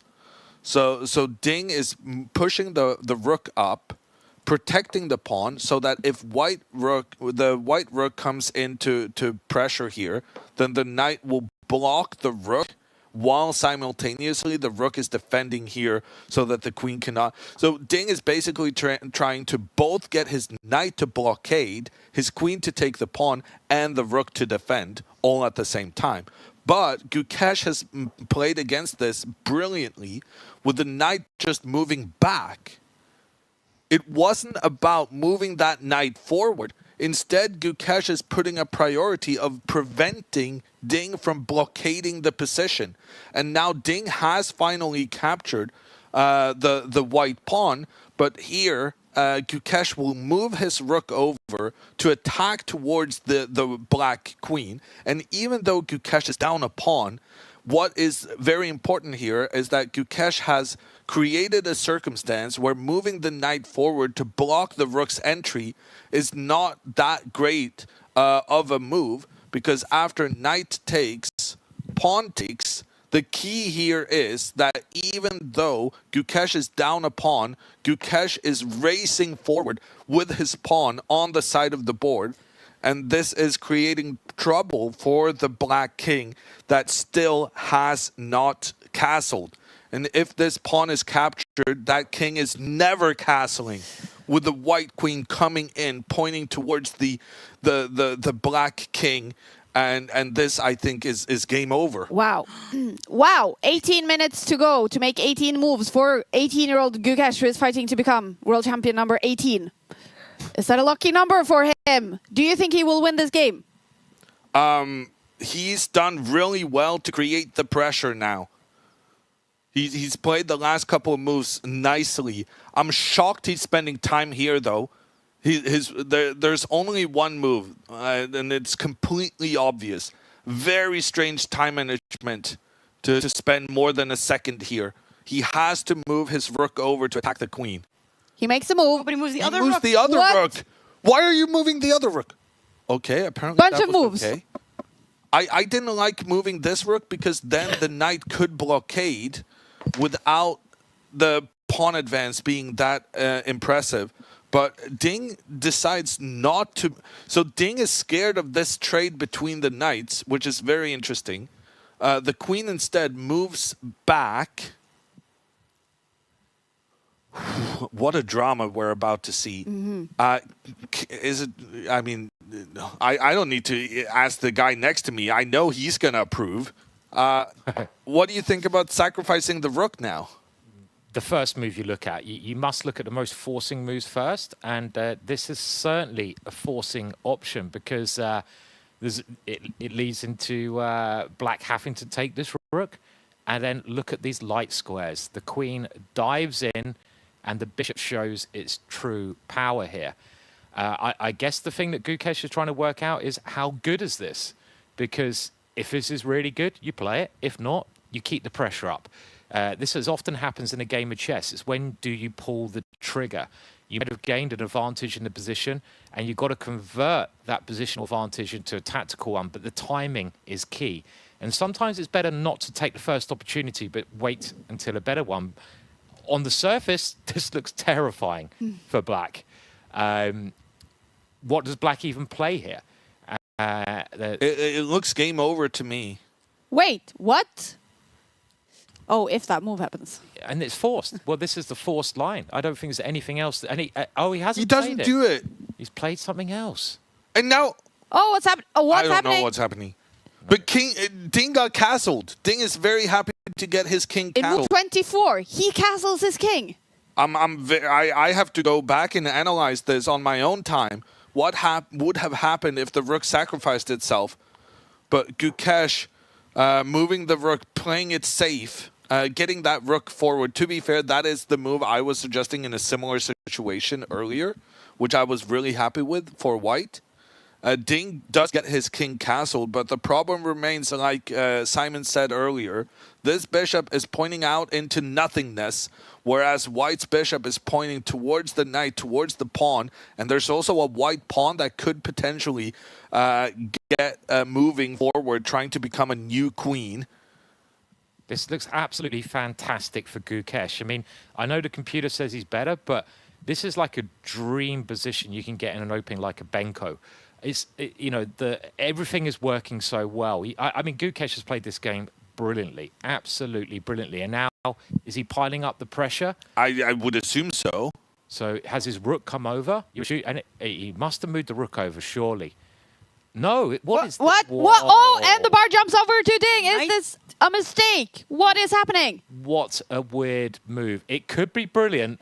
What? But We've never seen the knight move into the corner this World Championship match. The so knight far. moves into the corner, but in doing so, it also stops preventing the black knight from moving forward. Gukesh is relying on that Ding cannot move the knight forward because that would allow the white rook to capture a black pawn. However, Ding is already up by a pawn, so he could be willing to give one away in order to create some extra energy for his pieces. Gukesh's intention with the knight is to jump further forward. He wants to jump inside black's half of the board, attacking the rook and the pawn at the same time. That part of the idea seems good to me. It's just a question of whether Ding now can utilize this opportunity to move his knight somewhere. I think he has to. I mean, white plan here is so dangerous that knight going very peculiar maneuver. But What about knight backwards? okay, the benefit of going backwards is that then you attack the rook, because I'm thinking if the knight moves forward, I'm not even sure that Gukesh could be bothered to capture a pawn. But I suppose the point is maybe black can move that pawn on the next move, but knight back is more forcing, certainly. Attacking the rook, and then after rook takes pawn, now the good thing for Ding is that we get a trade between the queens. A massive trading operation with a double triple, take. And now with the rook coming in, part of the problem here is that the white knight is now stuck in the corner of the board, and it's very difficult to get it back into the game. I think this could be the solution based on which the computer has gone back to balanced. From considering Gukesh's position better. It's a strange scenario, I agree. Maybe white should therefore not take that pawn. You know, if the knight goes backwards, does white have enough? But then I justified attacking the rook, right? Because then the rook needs to move, which it didn't if the knight moves forward instead. Very tense. And Ding now getting down to about 10 minutes left as well. Oh. Which, you know, they've still got to make 15 moves. It's a move, you know, under a minute, which is not long. You could blunder, even if you are a great blitz player. And I think the black rook is just, yeah. And in this position, how difficult is it to find the moves? I think it's very difficult. I mean, Gukesh's position is easier to play. He's got the pressure. He's got the better position. You know, even if it says balanced, he's the one with the pressure. So Ding has to defend very carefully.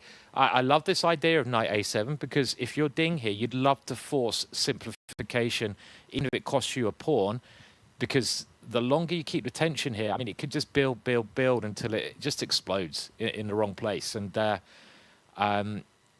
it's a tough move to find, I think. I mean, can we check the recommendations? What do you think? I think knight a7, I think it's a great move. I'm very happy to have discovered that. There is no knight moves on the top computer moves. It's a rook. typical. Yeah. Yeah, none of these moves I think Ding is going to find. Okay. Yeah. Maybe the pawn forward in the middle. That rook move with the biggest arrow, that is never going to happen. Okay. Very computer move. Very inhuman. Yeah. Yeah. And moving the king, what kind also of, not Into a place where the pawn is pinned. so you can take the pawn. What? In The computer's getting the confused. world? The computer is crazy. Well, I'm going to check on my phone how bad my idea is, because I do think that's a likely direction for Ding to be thinking. But I think the computer moves there have just demonstrated how practically hard Ding's position is. It might say balanced, but those moves there, what kind of human would play any of those moves? I mean, they're so hard to find. So this shows you how much trouble actually Ding is in here. You know, the computer's not expressing that danger in the position. The white knight threatening to come in. White has simple ideas. He can move the rook over. He can pile the pressure on. Ding is in a lot of danger here. A lot of danger. danger for Ding Liren, the world champion, on the board and on the clock. Less than 10 minutes now to make 15 moves, to reach move 41 where he gets additional time. And they said it in the press conference yesterday. Every single move is now a potential move that can lose the title, lose the world championship match. And that is the kind of game we have here in game 11. Every single move at this point must be so difficult to make. So I difficult think from to a make practical perspective, I do think Ding should move that knight back. Okay. I think he's down to just 8 minutes on the clock now. He needs to get a couple of quick trades. I think if he moves the knight back, I'm not going to take that pawn. I'm still going to maybe rook b2. Is that something I can play? I checked with the chess engine. The engine says taking the pawn is the only way for an advantage. Well, therefore, your knight move, I think, is a very good human choice. I mean, the other moves, the computers, I don't know how you could find these moves. And he's got 8 minutes now. About 30 seconds a move he's coming up to. This is Ding actually did lose game 3 on time. Yeah. It's a bad position, wasn't it? But it was, yeah, he lost in time. He's in slightly bad position now as well. Yeah. So, okay, what's he played? He's defending passively. Move the rook over to defend, allowing the white knight to jump forward. One of the bad things about this move from Ding is that it allows Gukesh to play and execute his plan instantly without thinking. Oh, but now Ding realizes I need to go quicker. Ding moves his pawn one step forward in center. Much better on the eval right now. Is this a mistake from Ding? I mean, Much better. That's maybe the first time we've seen this game. Is Gukesh winning? Game 11. Golden opportunity. Yeah. Golden opportunity here. Yeah, he's played some brilliant chess in the middle game, and now yes, it's a mistake. It's a mistake. It is Why? a mistake. Why? Why? I know because I checked with the engine. I had to check with the engine to figure out whether this was a mistake or not. The knight can now move in, attack the rook. That was the obvious part of this. And when the rook moves... Wait, why was this a mistake? Well, I guess you can... For some reason, the chess engine I was looking at was recommending moving the rook over here. But that makes no sense. I think we're going to find out. The knight came in and... The knight did come in and the rook did move over to the side, but this allows the knight to come in and capture the pawn that's kind of holding the whole position together for Ding. It's not clear to me why this rook could not move forward and try and keep its own knight protected. Another move on the board. Oh, and Gukesh is not capturing the pawn. He's just piling on the pressure. I guess he feels like he can capture that pawn later under favorable circumstances. All of White's pieces are attacking, and all of Black's pieces are defending here. Not only attacking against the same pawn. Yeah, there's too much on that pawn. Every single White piece pointing at that poor pawn. And what has Ding played? We see another move on the board. He's desperately trying to hold on here. What has he I think played? He moved his queen back. Yep. Oh, massively better for Gukesh. A mistake by Ding Liren. And Gukesh captures the knight. It's over. He doesn't need to think about it. It was a free knight, a blunder with time pressure for Ding, and Ding resigns. It's game over. Gukesh. Ding made a huge error, which allowed Gukesh to sacrifice his queen, but it wasn't really a queen sacrifice. It would have ended up with Gukesh having an extra knight. Gukesh has taken the lead in this match, and then the last 3 games are going to be so thrilling. 18-year-old Gukesh from India takes the lead in the World Chess Championship match with a massive performance in Game 11. He wins this game against the world champion. The challenger has taken the lead. We have drama in Singapore. Only 3 games remaining, and now Ding will have to make a comeback. He will have to win a game to have any chances of saving his crown, of keeping his crown.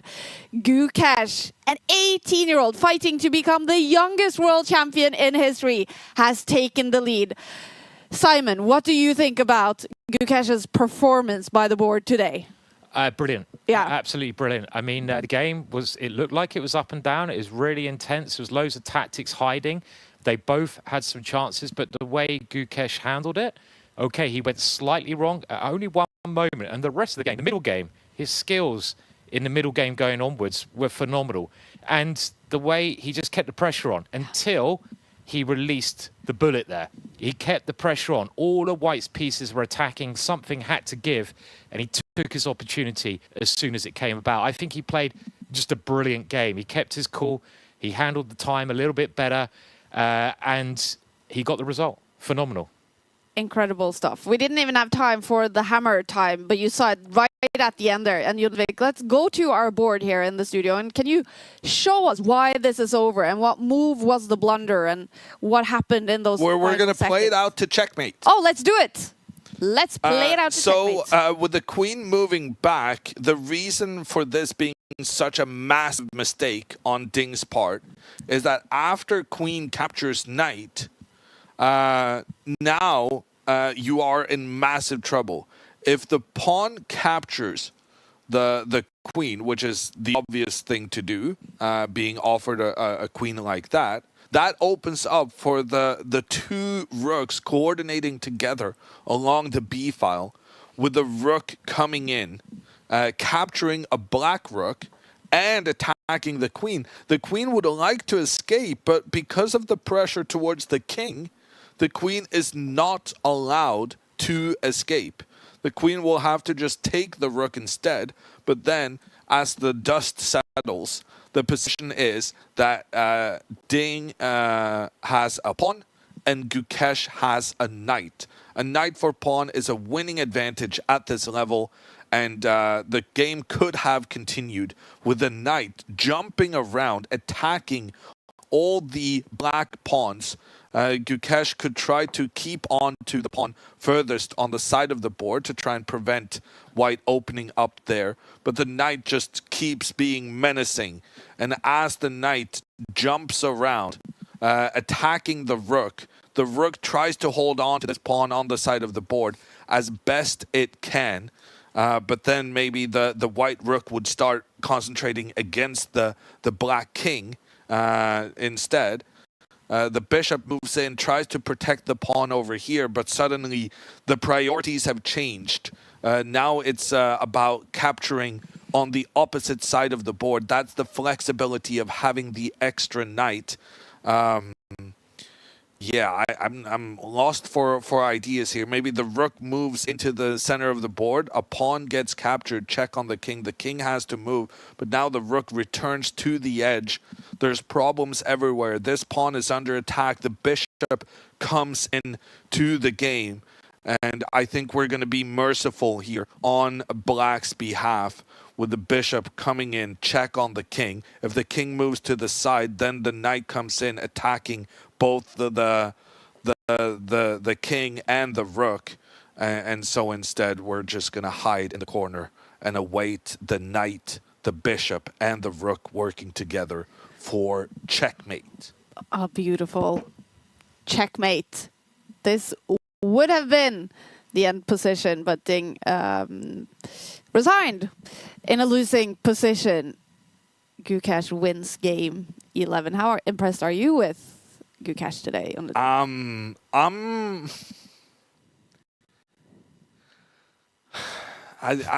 It was a thrilling game. Yeah. But it was also a game with mistakes on both sides. There were opportunities for Ding to get a big advantage there at one point.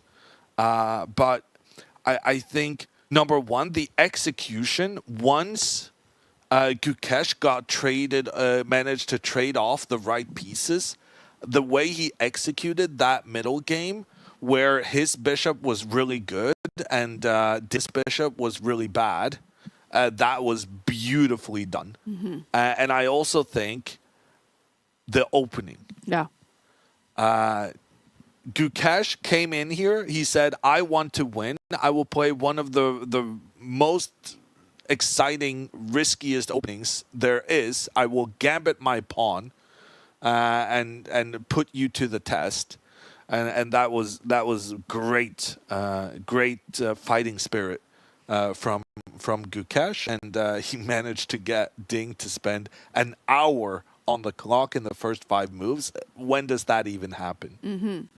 And frankly, Ding also played a great game, because despite spending way too much time in the opening, he actually did manage to get the advantage. And I guess Simon, feel he got a bit adventurous with his knights. Oh, 100%. The reason Ding lost this game is because he was too ambitious. Yeah, 100%. And I think Ding showed, it was weird because he showed a lot of ambition with the black pieces.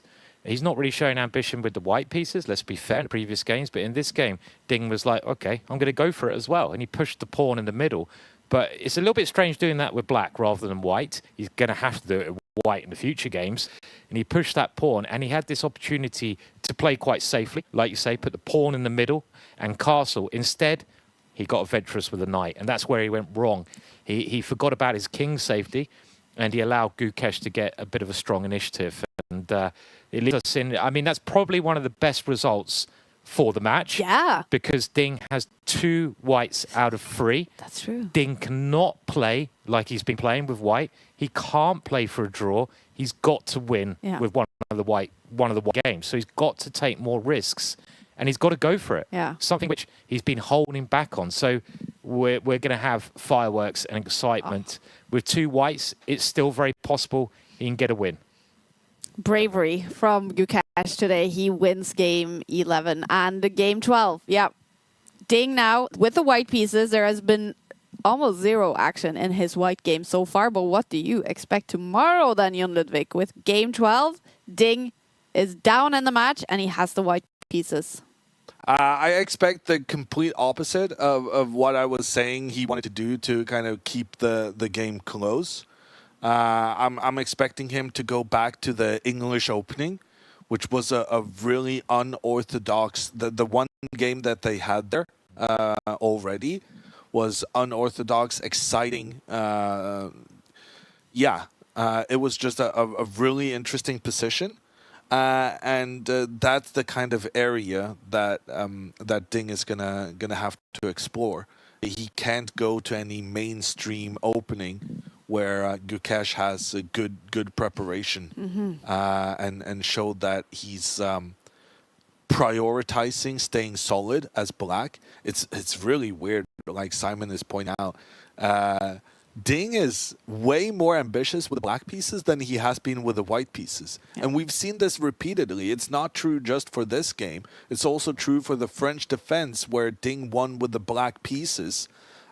It's also true for the a couple of the other black games. Not that I can... Do you think this is a strategy that he thought today? Do you think he thought, well, I can go for a win today with the chance that if I do lose, I've got 2 whites, so I have to turn it on. But if I win with black in this game, then I've got the match. I find that hard to believe. You know, I don't believe what I'm saying. But why would he play like D4? Why would he play these really aggressive ideas with black when with white, frankly, he's trying to draw? It seems a little bit peculiar, you know, you to play in this way. Use the white pieces, not the black pieces, to try and win. It seems a little bit strange. It could have worked well, could have worked brilliantly, but in hindsight, it didn't go the way you wanted it to. Wow. That was game 11. Gukesh has taken the lead in the World Chess Championship match. After 11 games, it's best out of 14, so 3 games now to make a comeback for Ding, or we will have a new World Chess Champion. Wow, that was game 11. I'm looking forward to recap with Magnus Carlsen and Levi Rødsmoen today. That's coming up in the Take channels and the Take app later today. We will be back here in the studio tomorrow. You will receive a push notification when the drama of Game 12 starts. Simon will be here, Jon Ludvig will be here, Maud will be here, I will be here as well, and we hope you will as well. Thank you for watching the drama together with us today. And I hope you guys enjoy your day. I hope you will all have a fun day. And I have to find the finish button. So, Jon Ludvig, do you have some final words to say while I look for my button? Yes, thank you for that honor to end the broadcast. We are sitting here today on a Sunday in Norway where nothing happens, which is why we are now controlling the broadcast ourselves, and poor Kaja has to find the finish button. And I think I found it. So everyone,